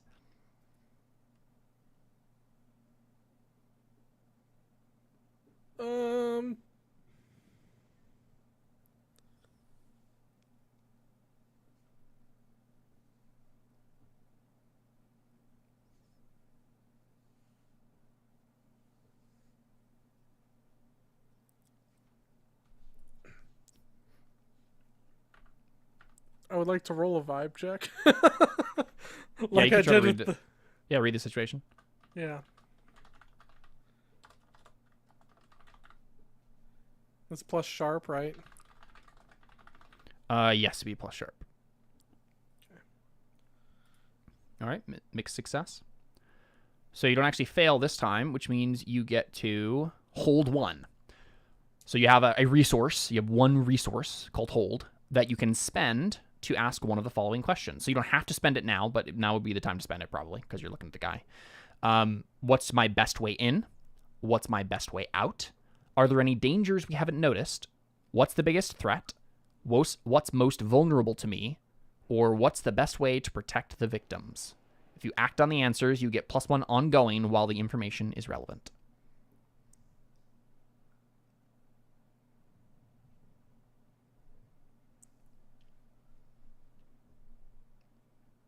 I'm thinking one of the ones about the dangers. Mm-hmm. Are there any dangers we haven't noticed? What was the other one? There's also what's the biggest threat? I feel like one of those is probably the way to go. Yeah, I think what's the biggest threat? You get the feeling like the words of the nurse come back to you, and like, you know, you really should get inside. Like it's starting to get dark. Come back to you, and you're like, you get this supernatural fear, a very human fear, right? And you're like, I need to get to the motel. I need to do that now. Yeah. I'm gonna do that. Yeah, and you notice a gap in the cars coming, and you're able to cross, and he stays where he is. He just watches. And honestly, by the time you've crossed the road and you look back, he's gone.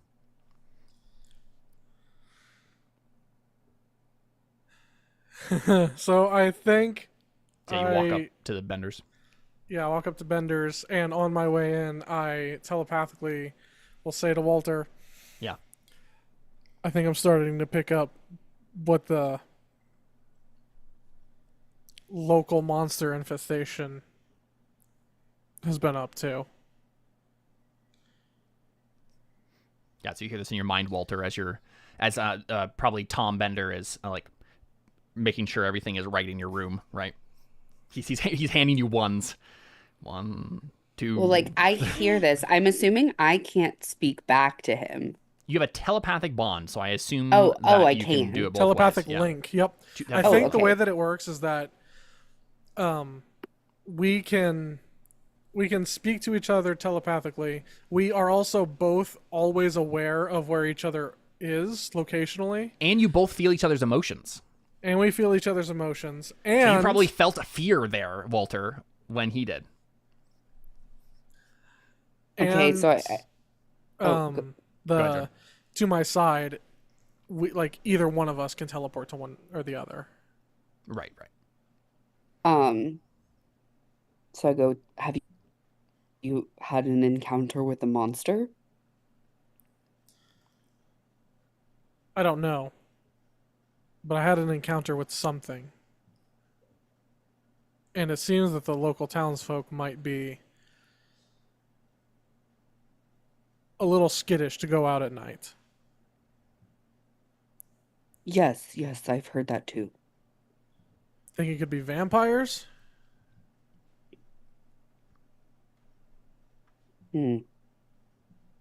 Maybe. I'll see if there's any garlic in the vending machine. You do that. Why? Do you need me to come to you? No, I'm walking into Bender's now.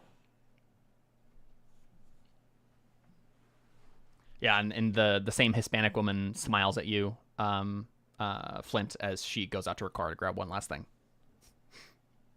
As you're like jogging up. She's going out to her car to grab one last thing. Yeah.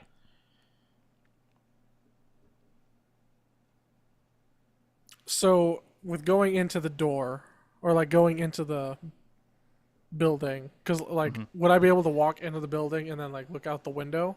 So it's a And watch her? motel, which Right. typically means it's like a long building which just has doors into each room, and then an office on the outside. Oh, There's not that's really right. a building. They're not connected. So she did. really. She came out of her room and went. She came okay, out of her yeah. room, which is just right next to the parking lot, right, and then walked to her car. And you can see like the other doors to like 3, 4, and 5 open, as Tom is helping them get set up. I'd probably be going to the front counter because I know locationally where where Walter Yeah, is. I think right now Walter is in his room with Tom, as Tom is like making sure everything is right in the room. Oh, Walter's in his room with Tom. Okay, Yeah. so I'd probably be walking towards The door's just open. You can see him in there, and Tom's just finishing up his inspection. And he says, Which room am I in? Am I in 5 or 4? "I don't know." Blair. Yes, you can have 4. I'm in room 4. Okay.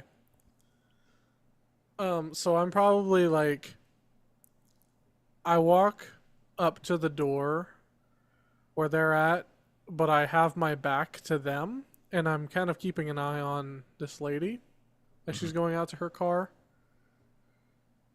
Kind of waiting to see what happens. Sure. Okay. She goes and grabs like her phone or earbuds or something that she like left in there, and then she walks back to her room and closes the door. Okay. And Tom probably comes out of 4 at that point and sees you in 3, or like maybe Walter just tells him like you gotta. That's where he's going next, right? He goes to 3 and helps. He says, "Oh, there is another one of you. Okay, well, welcome to Bender's.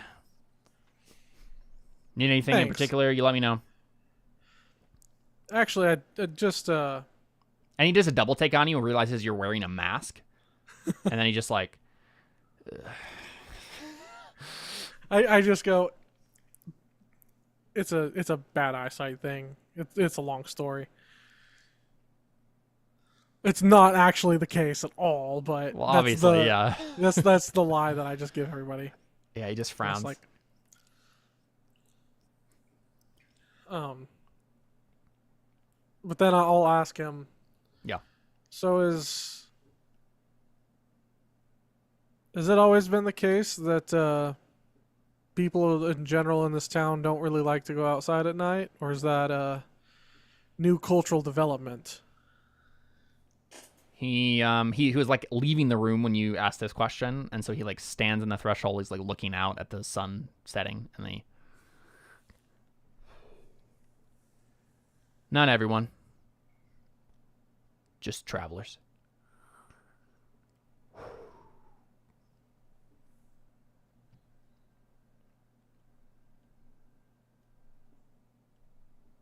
And he hasn't. He's like still standing dramatically in the doorway, but hasn't like gone off yet or turned around. Uh-huh. Just travelers. And I think he starts like nervously tapping his foot or like moving his leg up and down. Yeah.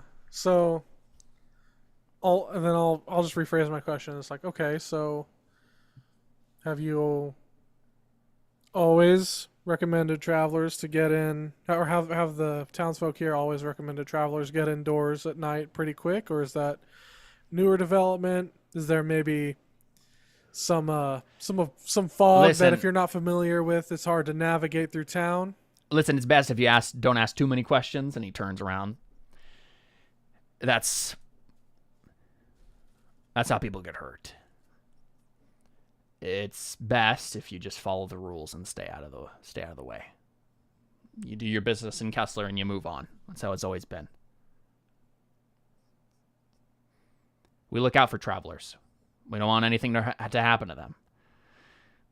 That's why we ask you to, find a place to stay. Stay indoors. Make sure you're accounted for. It's always been like that. And he's still like nervous, and you can tell there's more. Obviously, there's more to what he's saying than this, but you can also tell that he's like that particular statement, that last like that's how it's always been. He's unsure about that, and you're not entirely sure how. Like if it's like it was different before, or if it's different now, like something recently changed. Have you ever wanted to leave Kessler? I like to think that I do a civic duty by offering travelers a place to stay while they're here. It's an important thing for a place like Kessler.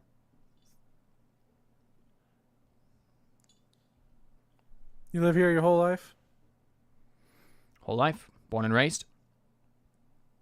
It's really a nice place to live. I have some friends that were considering getting some property out in this area. Anybody, what's the real estate look like around here? He frowns and he says, "Well, I wouldn't know that. You'll have to talk to whoever's in charge of that sort of thing."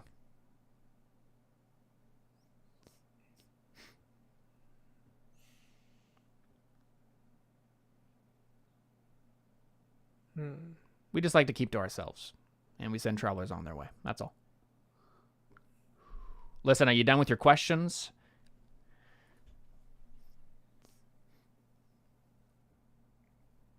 I've answered them honestly, and I just want to make sure you understand that I've said as much as I can.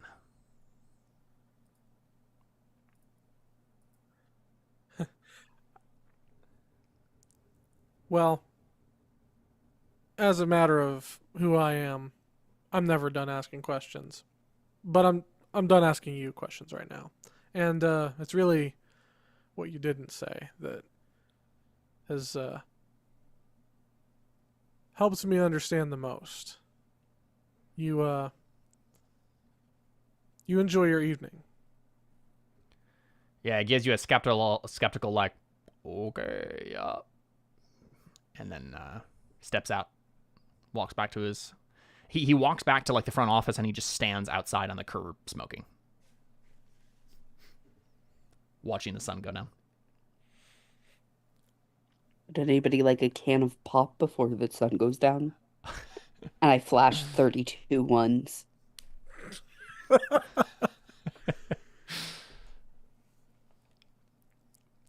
I'll take a root Nobody. beer. No caffeine. Get to bed easier. Blair. Actually, I'll do a Pepsi. Will take that caffeine. I think I'm gonna need it. Sorry, these are Coke machines.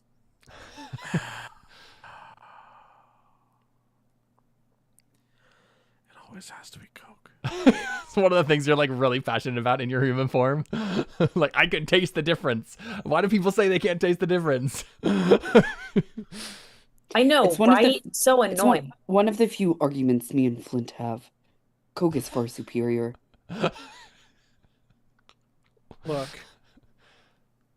you keep your communist cola, and I will drink my freedom beverage. Yeah, I mean, do all Look, three of you if go it- out? Yeah. Blair, would you like any pop?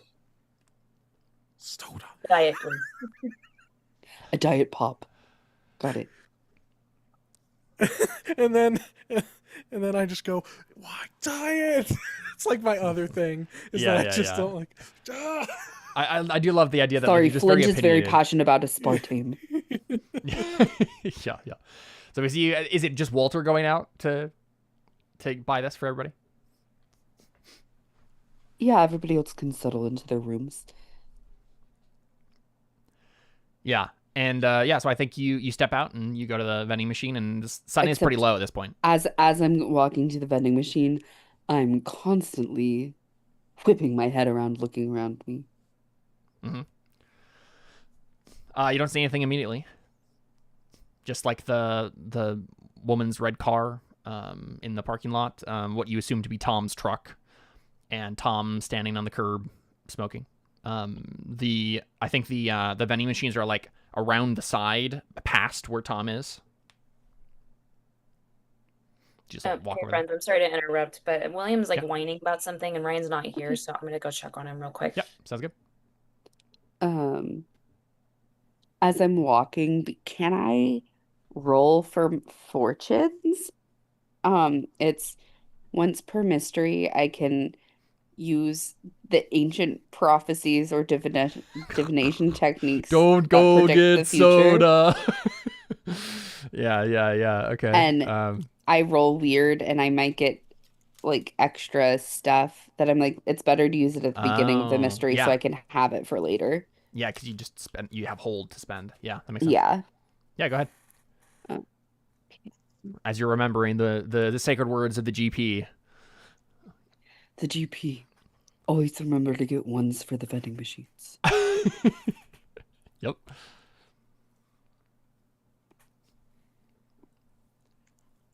Oh, A failure. I had a +2. That's embarrassing. on a on a miss, you get bad information, and the keeper decides how that affects you. I think like you misunderstood something the GP said, and you think that there's nothing, like you're gonna be fine. Like he told you something that like made you believe that like you really don't have to worry about anything right now. Like as long as you maybe it's like as long as you do this thing, nothing bad will happen to you. Or you know what? Let's say that he said something cryptic about soda, about pop, right? Like how, you really just got to make sure that you're drinking pop. Wherever you go, get a new can of pop and you'll be good. You'll be right as rain. And you're confident that as long as you go do this, like it's going to just kind of tide you over for the rest of the time you're in town. Basically the general vibe is that you're overconfident about your time here. Excellent. Say you walk past Tom and he gives you a look but doesn't say anything. He's just like, he seems like he wants to say like, what are you doing? He like looks at the sun about to go down, and then you walk over to the pop machine. Don't worry, Tom. I'm simply getting some cans of pop. All right, we'll be quick about it. As long as the dollar bills you gave me are crispy, there shouldn't be an issue with inserting them into the vending machine. They're crisp. Go. I go and I select a Barks root beer. Boop. The sun is setting. A Diet Coke. Boop. Hmm. I think I'd like a crisp Sprite. Boop.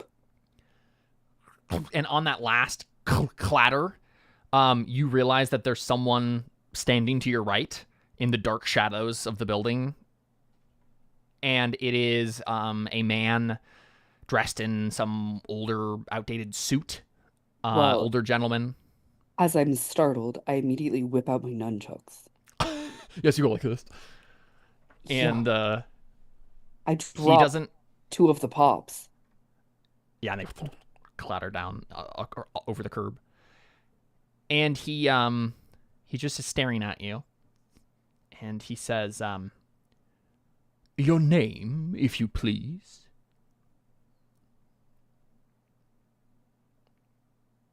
Here, let me give you my business card. That's how I prefer to introduce myself. Do you literally step over to him and give it to him? I offer it up. Yeah, In my left hand. He Nunchucks in my right. He takes a step forward, looks at it. Is your name Ordor or Walter? This is an exciting time. I now can choose my identity.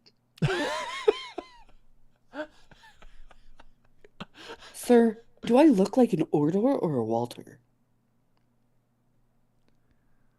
And then he frowns and he looks at it again and he says, I believe your name is Walter. I believe that Ordor is something else. Your wits. Incredible. With whom are you staying, Walter? I'm staying with myself at Bender's Motel. Right here. Behind me. He frowns. What business keeps you abroad at this hour? I was thirsty. I was He frowns trying to again. get some soda pop from the vending machine. He frowns Which deeper. I did. He looks But- at the machine and then just kind of like seems to frown. So I was gonna take these soda pops and then go to my room. But you startled me. Yeah. And then he says, have you been advised to return to your lodging? Well, now I have, and I will right now. May I go? Why am I asking you for permission? I can just go back to my lodging. Wait, can I know your name? You can call me Mr. Crowley. Mr. Crowley. Very nice to meet you. I'm going to return to my lodging now. I see. And you can tell you can tell his muscles tense up. But then before anything happens, Tom steps around the corner and he says, he's with me. And Crowley frowns, looks at him. Very good, sir. And then he walks away. And Tom seems to be in a cold sweat. And he's like dropped his cigarette and he says, get inside. Bloop, bloop, bloop. Pick up my pops. Now. Do, do, do, do, do. Going inside. And we just see him outside. He sits on the curb and like puts his head in his hands. As I deliver the Diet Coke to Blair, I go, Blair, I think I may have encountered a monster. I am unsure. A man called Mr. Crowley approached me as I retrieved my last soda pop from the vending machine. He inquired my name. He inquired who I was staying with, and seemed to be perturbed when I said I was staying on my own.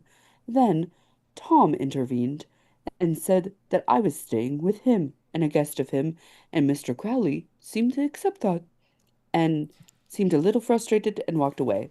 I think he may have attempted to abduct me if Tom had not intervened.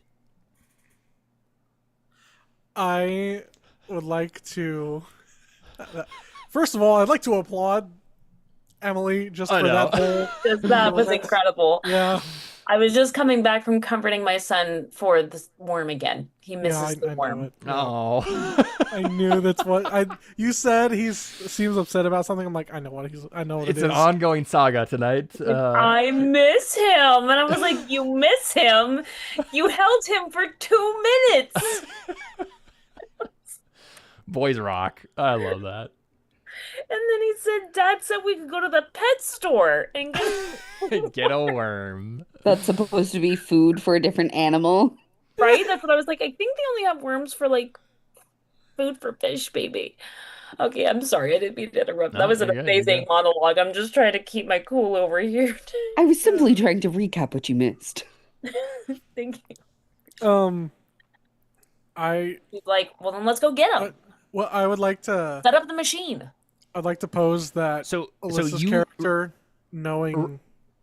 real a quick, big Jordan. fan- okay. Walter, when you stepped into Blair's room to tell her this, Question I meant to ask earlier. Yeah. Do the rooms have adjoining doors? I suppose they might. Sure. I'll say for convenience' sake, so you don't have to like be afraid of going out. Yeah, let's do that. So I step into my room and then I knock on Blair's door. Yeah, sure. All right, then what were from you my saying, Jordan? room. Alyssa's character being somebody that enjoys rock music, Mm. and with all the 80s stuff, would probably like perk up at the name Mr. Crowley, which is a song by Ozzy Osbourne. Mm. Cool. Just throwing that out. That a I meant Mr. that. Crowley. I probably should along. have picked a hobby I actually have knowledge about, you know. Jordan will tell you what your hobby is. You It's know? fine. I appreciate it. That's the hobby we have in common, you know. I probably what it is Blair's like, yeah, I love 80s music and has like an AC/DC t-shirt, you Yeah. know, but knows Doesn't know like anything. one Yeah. song. And you then know. Flint comes up and goes, "Name 3 songs by AC/DC." ACDC. Now it's on me. I set the bar too low. The memes. Yeah. The memes have crossed. So she's like, let's set up the machine. Blair, you know it takes a full 45 minutes for the machine to get up and working. I think if we're going to do this, we need to set it up tomorrow during the daytime so it's ready for tomorrow 45 night. minutes. That was far longer than I had in mind, but that's okay. Well, but You have why don't I we think just set it I up think if- now so that way if Mr. Crawley comes back, we have it ready. I like Here's the to thing. I think imagine if that- Blair set it up, it would only take about 5 minutes. sure. I must get everything perfect. Yeah. What were you Um, saying, Jordan? That's what I was actually gonna say. Is like Oh, I yeah. feel like that 45 minutes would probably be like 10 if somebody else set it up. yeah. Sure. I say, I mean, I guess we could set it up right now, but it seems as if Just give it to me. I'll set it up. Blair, this was given to me by the GP. I think Give it to I'm supposed to us set it up. by Pops, okay? Like, let's just come on. We're here to do a job.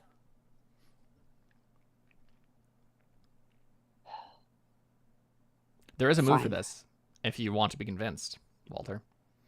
Yeah, I'd might like not to be be important, but- convinced. Okay. Cool. Go ahead, Alyssa. I believe it's charm to manipulate someone. Okay. Once you have given them a reason, tell them what you want them to do and roll plus charm. Give me the machine. Because me and Pops Oh are tight. no. All right, for another hunter on a miss, it's up to that hunter to decide how badly you offend or annoy them. They mark experience if they decide not to do what you asked. Wait, so You get to I mark decide how you get to decide how badly offended you are by this and how. And you mark experience if you decide not to do it. here's the thing. Maybe I would have let you have this machine if I believe you respected the GP. What makes you think I don't respect Pops? That's why. Because I call him Pops? Really? different nickname. He just hates mine a little less than yours. It's not my fault. The GP is a name he gave me to call him. He Yeah, loves and it's it. not exactly like he likes you very much now, is it? Blair, you don't know what you speak of. I'd He love to does think. like me. I'd love to think that like the reason this came about is because the GP was really annoyed with you at one point, Walter, and told you that you had to say everything in an acronym by syllable for a while. Right? So GP, whatever else. And then the GP just stuck, and he's like, yeah, that's what I want you to call me. Gave you some sort of archaic rule that you had to follow. Blair, I will see you in the morning. Walter, come on. We're on a team here. We need to get this done. We will reconvene after a night's sleep. We just arrived. We have multiple days to solve this monster infestation. I But it think sounds like everyone he's is fine out right there now. now. I back into my room and I shut my door. I don't lock it, but I shut it. Mm-hmm. Gosh, could I do this all myself? I think Blair's gonna go outside. Oh, okay. So you're gonna go outside and just look for the thing? Wait, okay, so Blair marked experience for failing, and I mark experience You mark experience for not doing not it. not Yeah, for not doing what she told you to do. So you should have like 2 or 3 experience now, right? I have 2 experience. Very nice. Very nice. I Drew. was while she went Yeah. or while he went to get the sodas, I would have filled Blair in on the weird encounter that I had with the Yeah. field and then the Yeah, lady yeah. at the That's probably one of the reasons too that like Blair's like, I gotta go out there and find him, right? He's out there. I do like to imagine that, like, you know, the doors that are connecting your guys' rooms are like they have furniture in front of them, and like they're not really expected to be used. So you guys have had to like push things out of the way and to open them up and kind of connect all 3 rooms. So your rooms are slightly a mess. But I Okay, keep so Blair- Flint's door open. Blair, you're just gonna go out?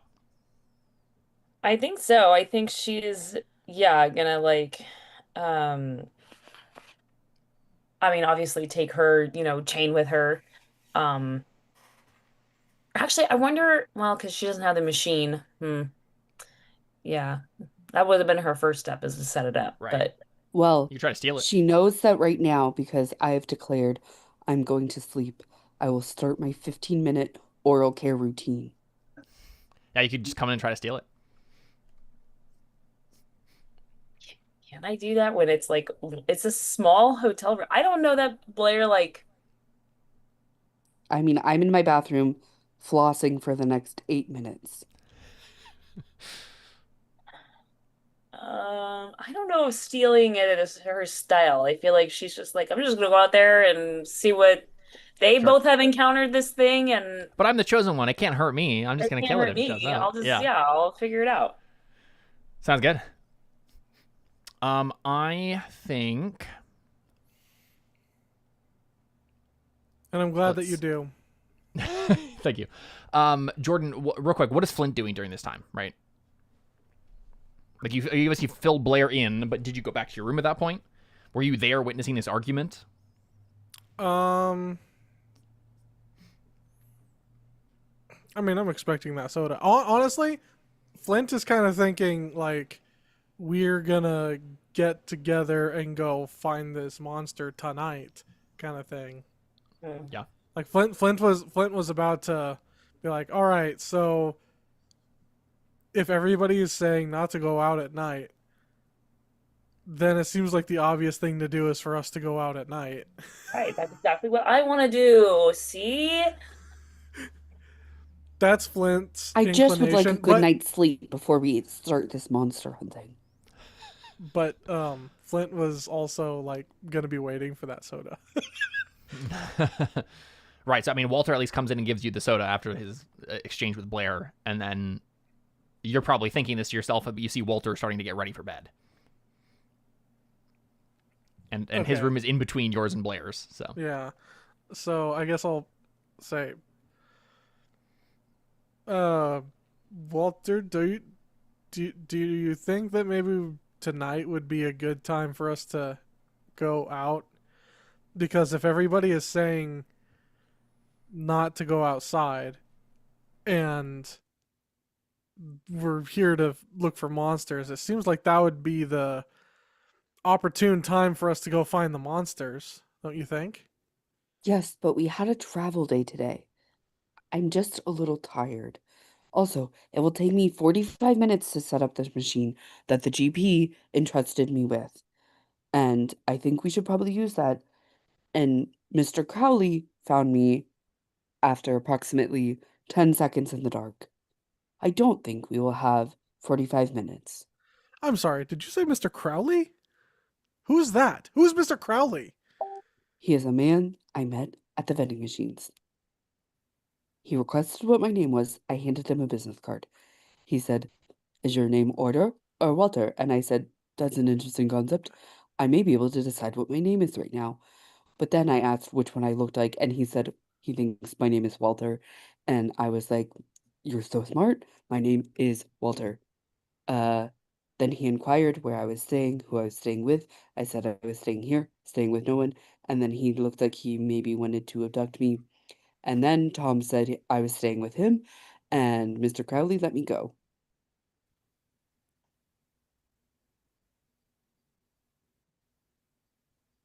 I just stand and stare with mouth agape for a second, and then I just go,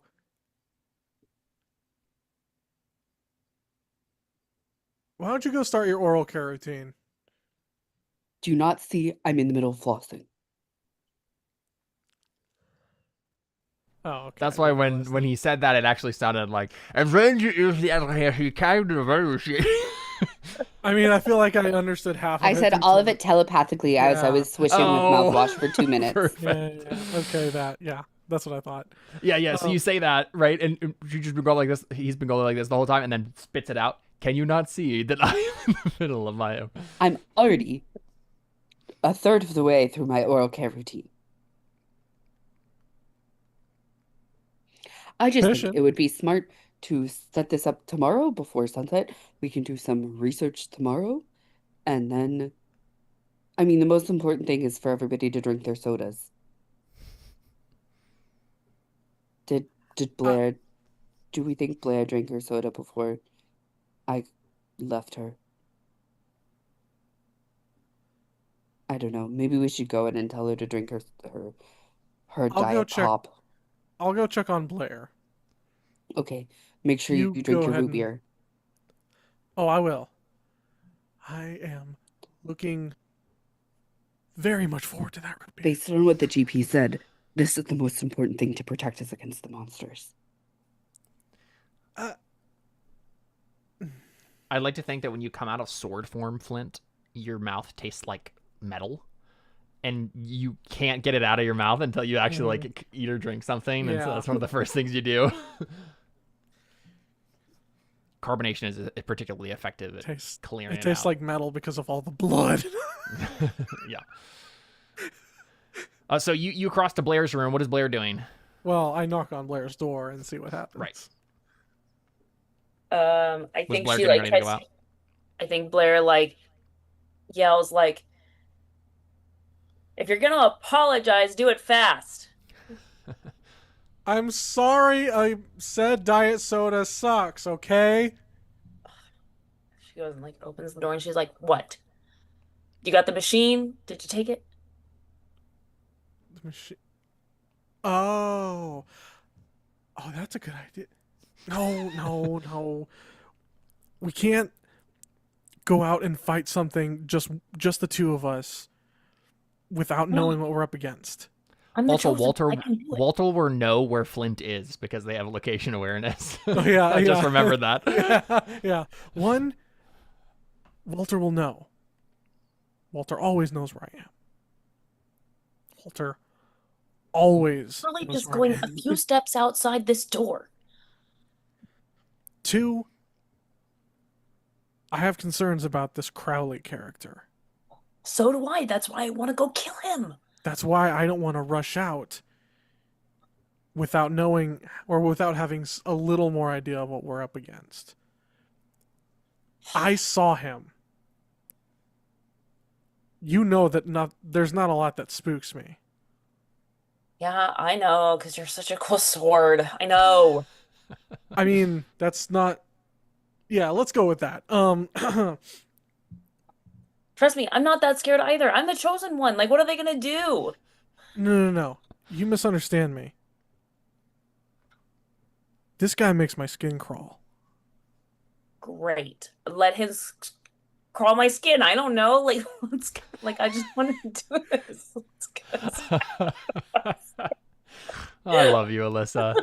Crawl my skin. Let him crawl my skin. I actually think that's perfect for your character to say. I love it. Let him crawl my skin, and then I'll crawl his face. My eyes came out wrong. I'm not sure what that means. Catch me outside. How about that? How about that? It's literally what it is. I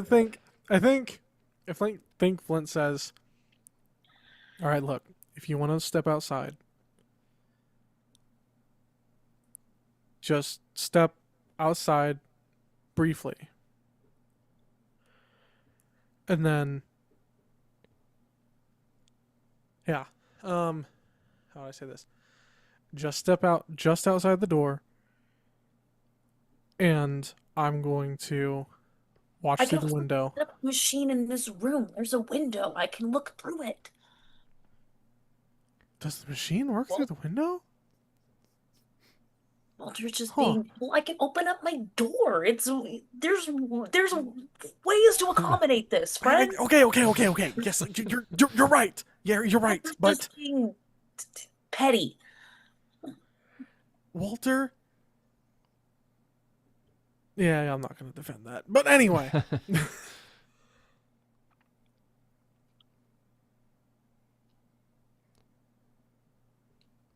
So you gonna get the machine or what? Either you get the machine or I'm going out there by myself.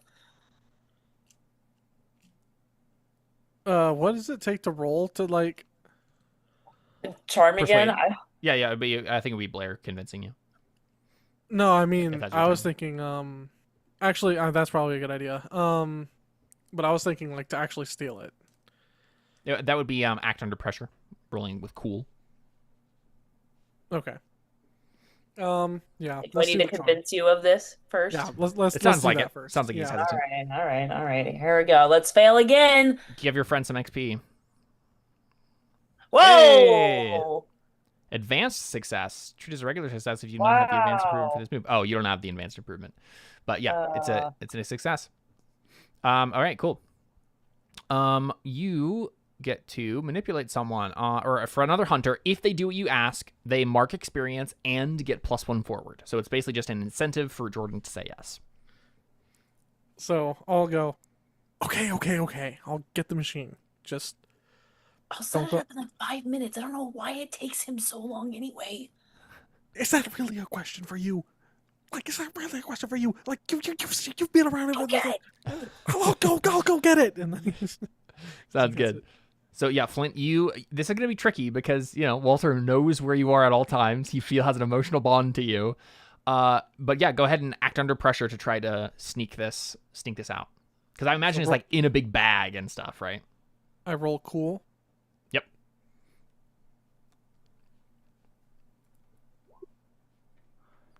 Nice, so many failures.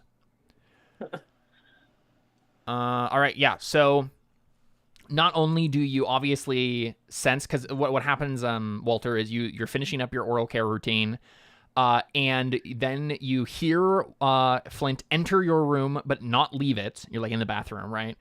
And then you feel his anxiety and hear him creeping towards where you stowed the bag. What do you do? I telepathically go, Flint, are you attempting to sneak by me and do subterfuge?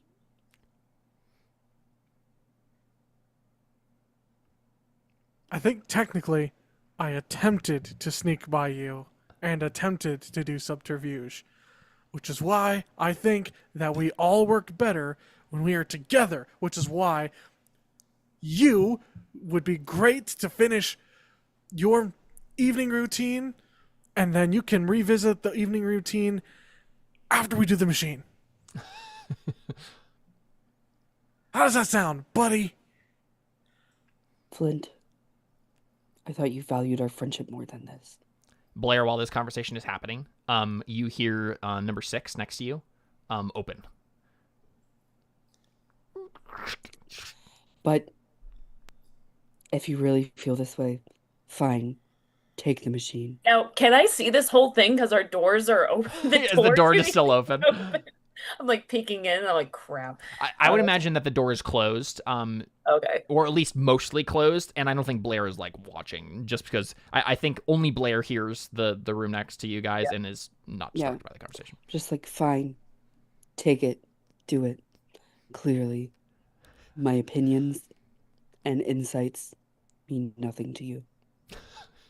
I want to open my front door while like this is happening and like just like not go out but like peek towards door 6. You probably like open up and there's like the screen door in front of you, right? And you're like looking through the Right. screen door, and you see this Hispanic woman, right? This young Hispanic woman, step out of her room, and she has her car keys, and she's going out to her car again to grab something. It looks like she has her earbuds in now. Yeah. She's kind of like nodding along to a song. What song she's listening to though? That's the thing. That I'm gonna observe, just gonna look. What?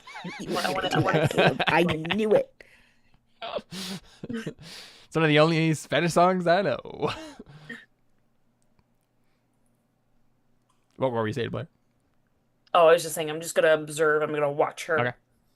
Watch around the surroundings. Be like, watch what happens. Like, is this Yeah. this character guy? He's gonna come up to her, maybe. Do I see Tom think around still? No, you don't see Tom. Yeah. Okay. You see her walk to her car and, use I think she goes to the trunk, right? She uses her key on the trunk and opens it. And she's, looking around for something in the back. And you see movement in the shadows at the edge of the parking lot, Blair. Uh-huh. What do you do? Okay. So I just see shadows, that's it. Mm-mm. Movement. Okay. How many?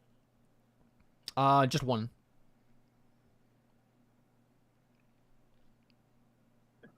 Right now, you're just watching this woman. I know. I'm like a shadow myself. Yeah. How far off is he from her? He's moving, but like across the parking lot. Like she wouldn't park her car far away from her Right, motel room, right. So Okay, but he is like rapidly like coming towards her. yeah, it doesn't seem like he's going straight across the parking lot with the giant light above it, but he is making his way towards her. Okay.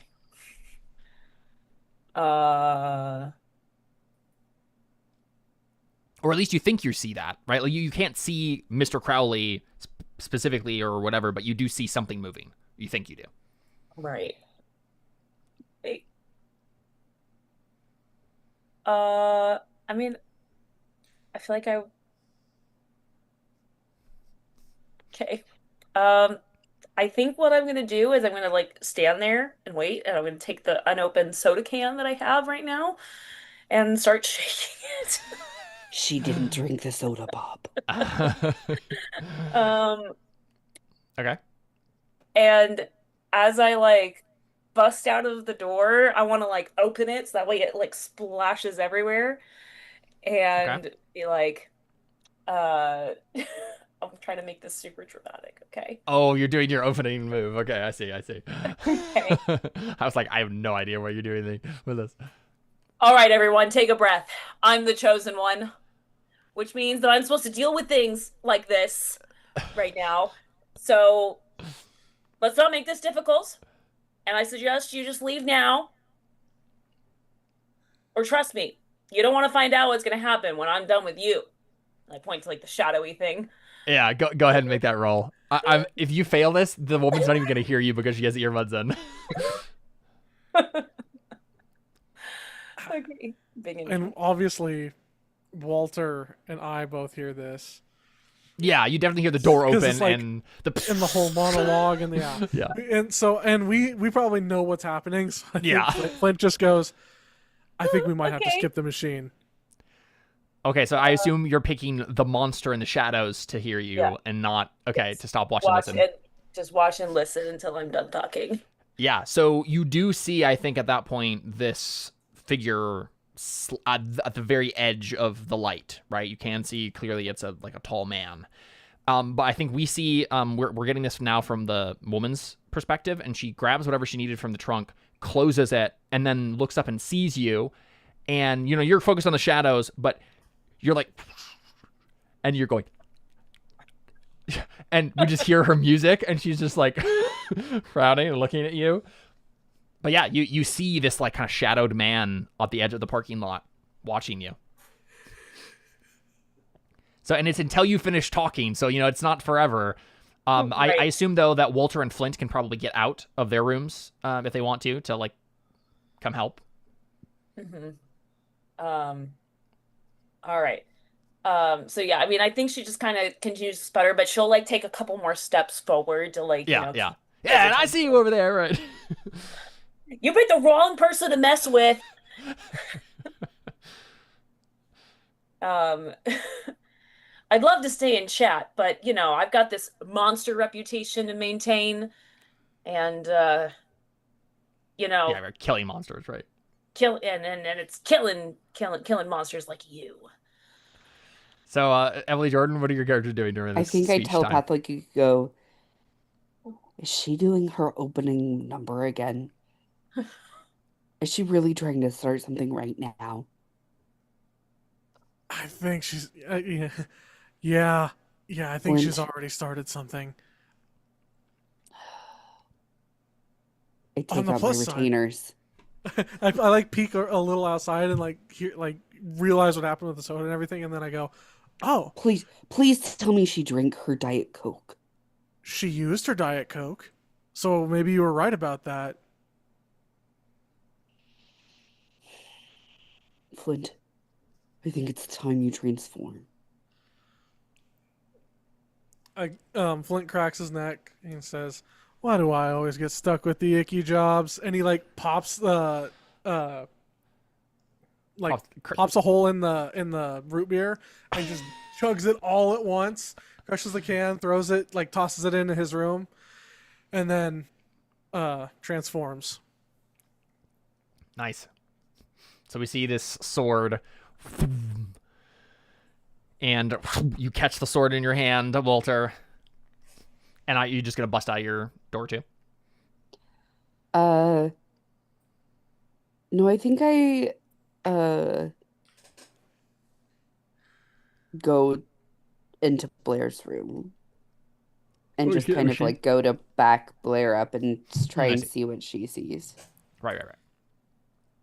Yep. So you see this. I think you finish your speech here, Blair, and I think mainly what happens is the Hispanic woman like is just giving you a funny look as she walks back into her motel room. Mission accomplished. I shaved the woman.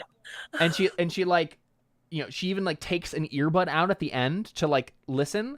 And what's the last thing you're saying? Is it just a monster reputation thing? So who wants to make the first bad decision, huh? Yeah, and she just puts her earbud back in and goes inside. And as soon as you finish that, and you like, I think it's you get distracted because you look and see, and the door is swung closed, and you're like, have a sigh of relief. You're like, okay, she's safe. And then you look back, and he's standing right in front of you. And Walter and Flint, you kind of just like blinked, right? And that happened. And then he's standing there, and he says, "Your name, if you please." I think at that point, I just yell while in sword form, "Say nothing! Don't give it to him! And he frowns and looks past at the door. Can I just try and like pull Blair back and slam the door? You could try to do that. You want to Or roll cool to act under pressure? Yeah.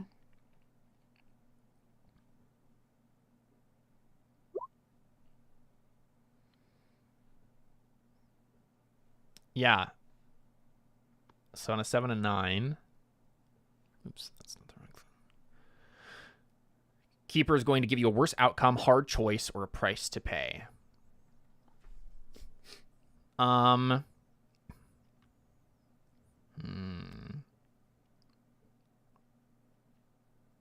Yeah, okay. So I think you do it. I think you step out, grab Blair, and then duck back into the door. You see Crowley, like, his eyes widen, his nostrils flare, and he takes a step forward. The door slams in his face, and then he puts a hand to it, and he just says, "Oh, I see." And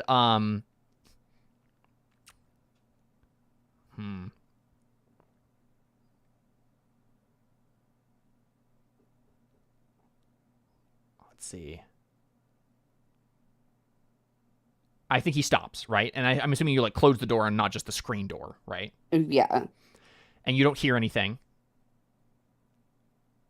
And some time passes. What do you guys do? Like tense moments pass. Well, at first I'm like, what the heck, man? We gotta go kill him. Blair, we need more information about what is going on. Like what? He almost just tried to attack that poor woman. If it weren't for me, he would have been asking her he would have been asking her for her name. And okay, so he asks people their names. Kind of. Okay, even if he's not a monster, you have to admit that's weird. I pipe up. Can we just not ignore the fact that he teleported? Like I know that's a normal thing for me to do and for me to make Walter do, but that's not a normal thing, right? Like I'm pretty sure we need to. What more information do we need? We need to find out what kind of monsters teleport. We need more can kill him and information. then dissect him or something, right? Isn't that what like our organization is for? Is like we just do this stuff and then like they figure it all out. Fine, Blair, Flint, do we think we should just open the door and I will stab him with my flint sword?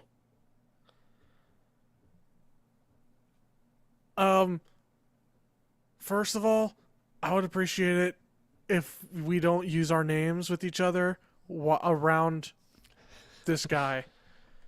I just feel like that's probably a good idea to not mention our names. Also, female, would you like me to open the door and stab him with my talking sword? Number 2, I do think that getting information is probably a good idea because I'm between like 3 different things that this could be, and none of them are good things for us to fight. Any advantages we can get, I would prefer to just running out and, well, I don't want to find out if I'm able to die. That's a sword. Fine. Female, what is your opinion? Fine, but I'm just saying, if you had given me the machine 10 minutes ago, like I asked, we could have known when he approached her.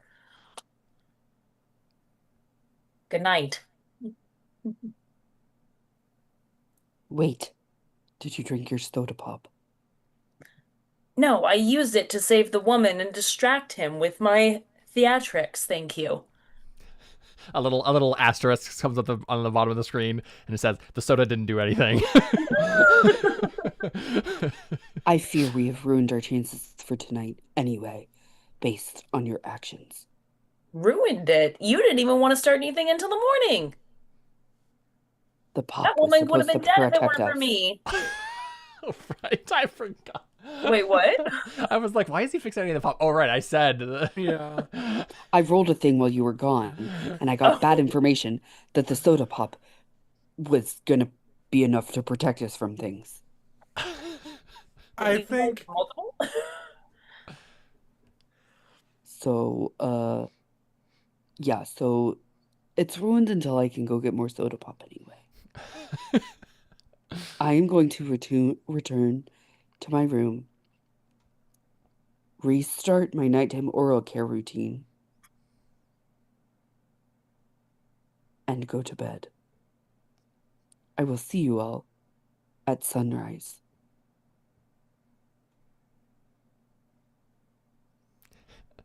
Hard cut to 9 a.m. So, do the other two of you get up to anything, or you go to sleep like Walter? do we have?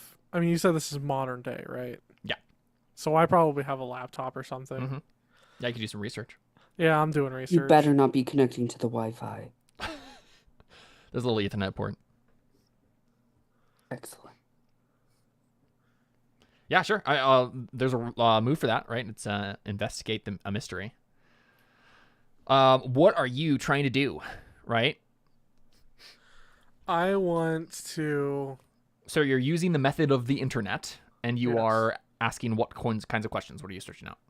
I'm searching out what sorts of folklore. I'm looking for a couple of things. One, I'm looking for folklore of that meet the strange phenomenon that Phenomenal. Thank you, that we've come across so far with this guy, with not entering the home, or not entering through the door, Mm-hmm. not or like asking the name, and like the teleportation, and then also like looking for things that have some sort of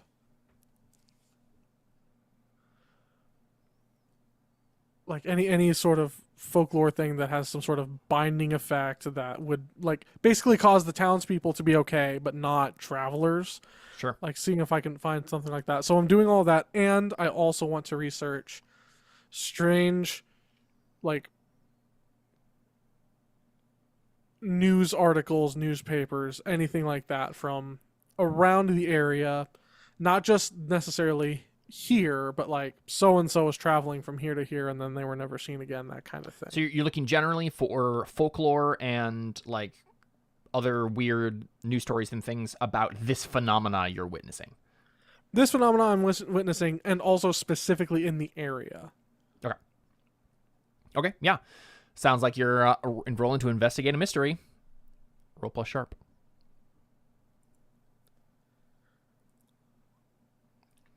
+10. Nice. On a 10+, you hold 2. So you don't have to ask these questions now, but you can ask them now. You can ask the following questions by spending 1 hold. What happened here? What sort of creature is it? What can it do? What can hurt it? Where did it go? What was it going to do? What is being concealed here? And you can see these questions in the basic moves handout in Roll20 Okay. under Investigate a Mystery. So the game tells me to flavor it according to the method of research that you're able to do and like how what your particular approach is. But yeah, those are those questions you can ask. Okay. And I will flavor my answers according to the type of research you're actually doing, right? Right.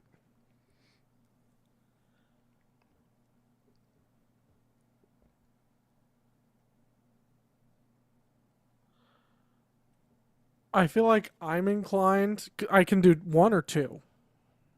You can do up to 2. I feel like I'm inclined to what sort of creature is it and what can it do. Girls, do you have any input? Yeah, what it can do especially is like the concerning thing. Yeah. Mm-hmm. Okay. So those 2 things. What sort of creature is it? What can it do? Okay, so the first thing you find is a news story recently literally about Kessler, of a young man who was murdered in the town square, in like the middle, not the town square, but the middle of the town somewhere, right? And you guys just showed up and you didn't ask anyone about this, and probably no one would have told you. But apparently this just recently happened.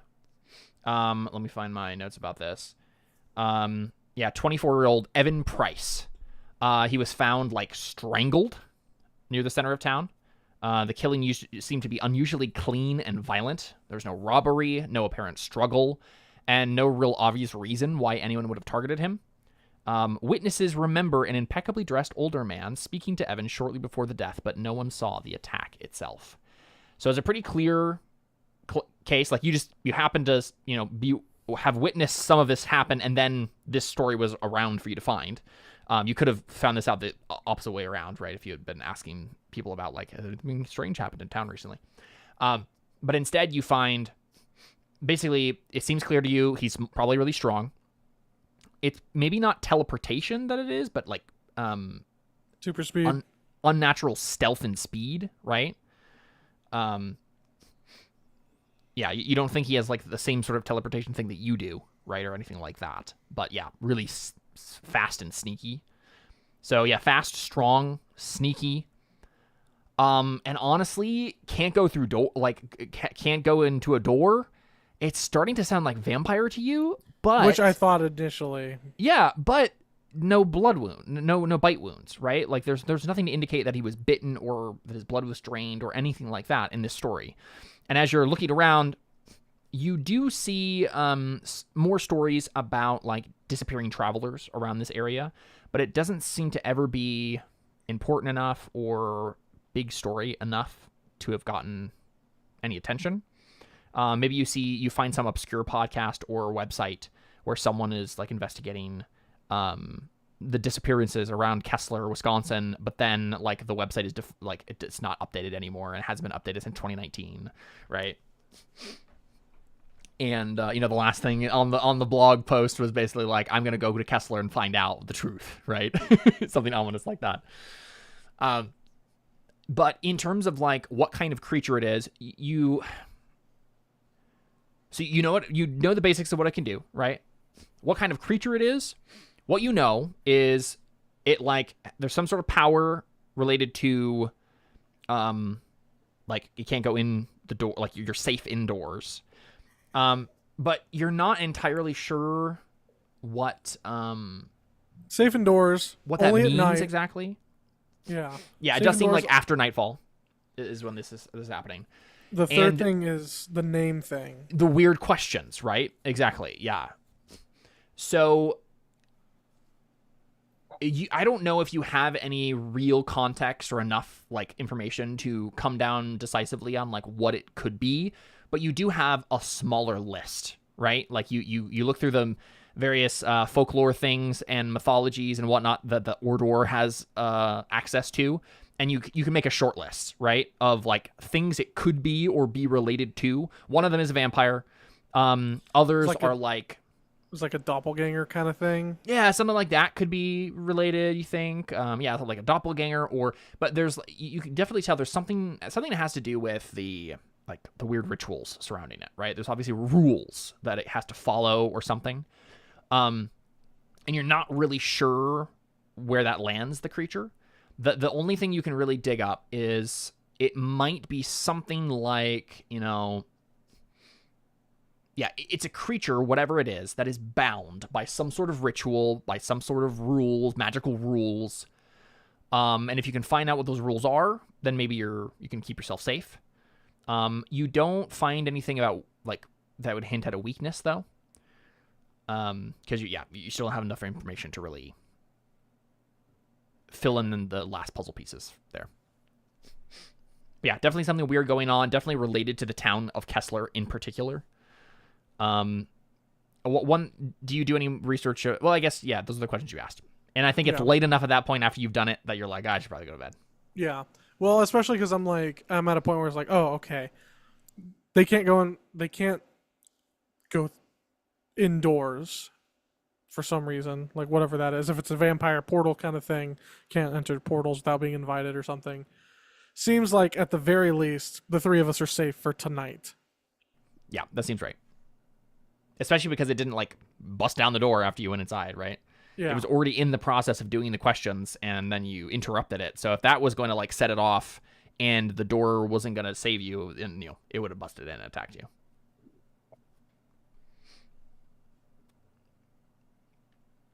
Yeah. How did you say the person? They were found strangled? Yeah, it seemed like they were strangled. You want to look into that further? Do we see you like pull that story back up? Yeah. Yeah. So it seems like the ligature mark, I believe, is what the proper verbiage for this. It was incredibly thin. So at first glance, strangled. Second glance, garroted. So not just like strangled with hands, but like with a garrote.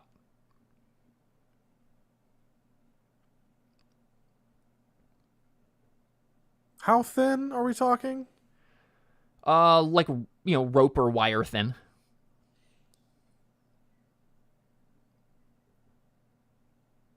And did they find any breakage of any kind of bones or anything, like in the neck?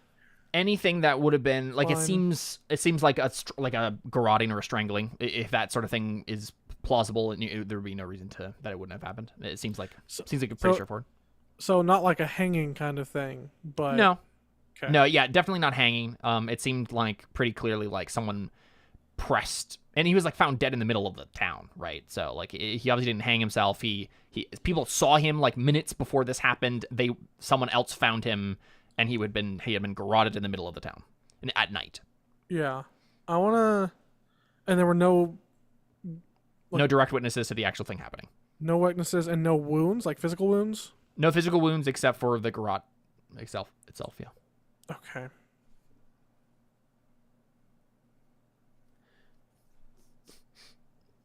I don't suppose there's any autopsy reports. I mean, he died recently, so it's possible he's still at the morgue or whatever. Yeah, like maybe the local department or whatever. Okay. I don't know if they have a forensics lab here or anything like that, but Yeah, I'll probably do more research into him tomorrow. Sounds good. Close your laptop. You rub your bleary eyes, and you go to sleep, which is a strange sensation for you. It always feels like you're dying. In your sword form, you never sleep. But, I mean, there is something that feels nice about sleeping. Yeah. Do I dream? I don't think so. No.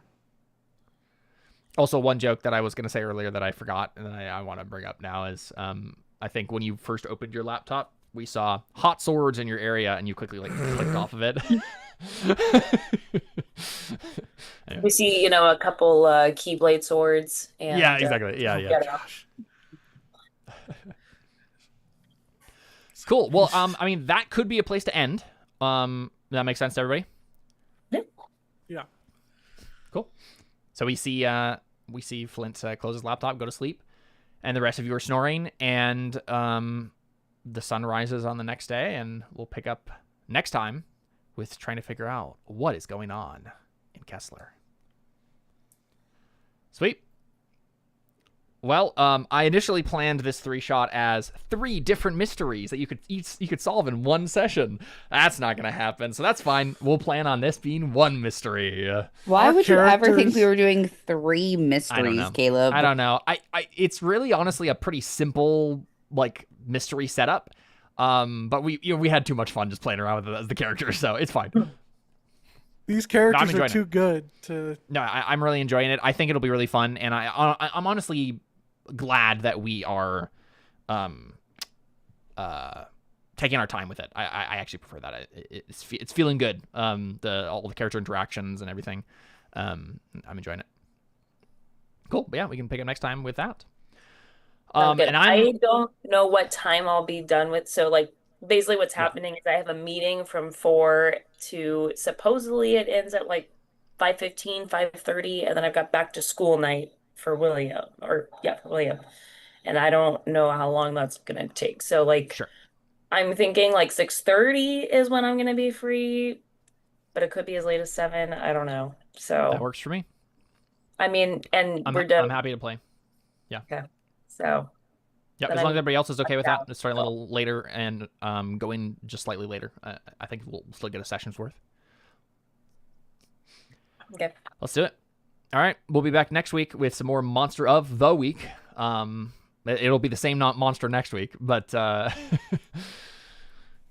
I'm really enjoying the characters. I think it's a blast. Honestly, Emily, bravo with Walter. Yes. Just the Bravo. character. MVP. Yeah, I know the character that she's referencing, and let me tell you guys, she is doing it spot nailing on. it. Yeah. 100%. Guys. But yeah, I like all three of your characters a lot, and I think there's some fun dynamics here. Yeah, and I really like what I came up with, and so I'm excited to share more of it with you, and I think it'll be fun to find out what happens next time on Monster of the Week. Thanks for playing. Adios.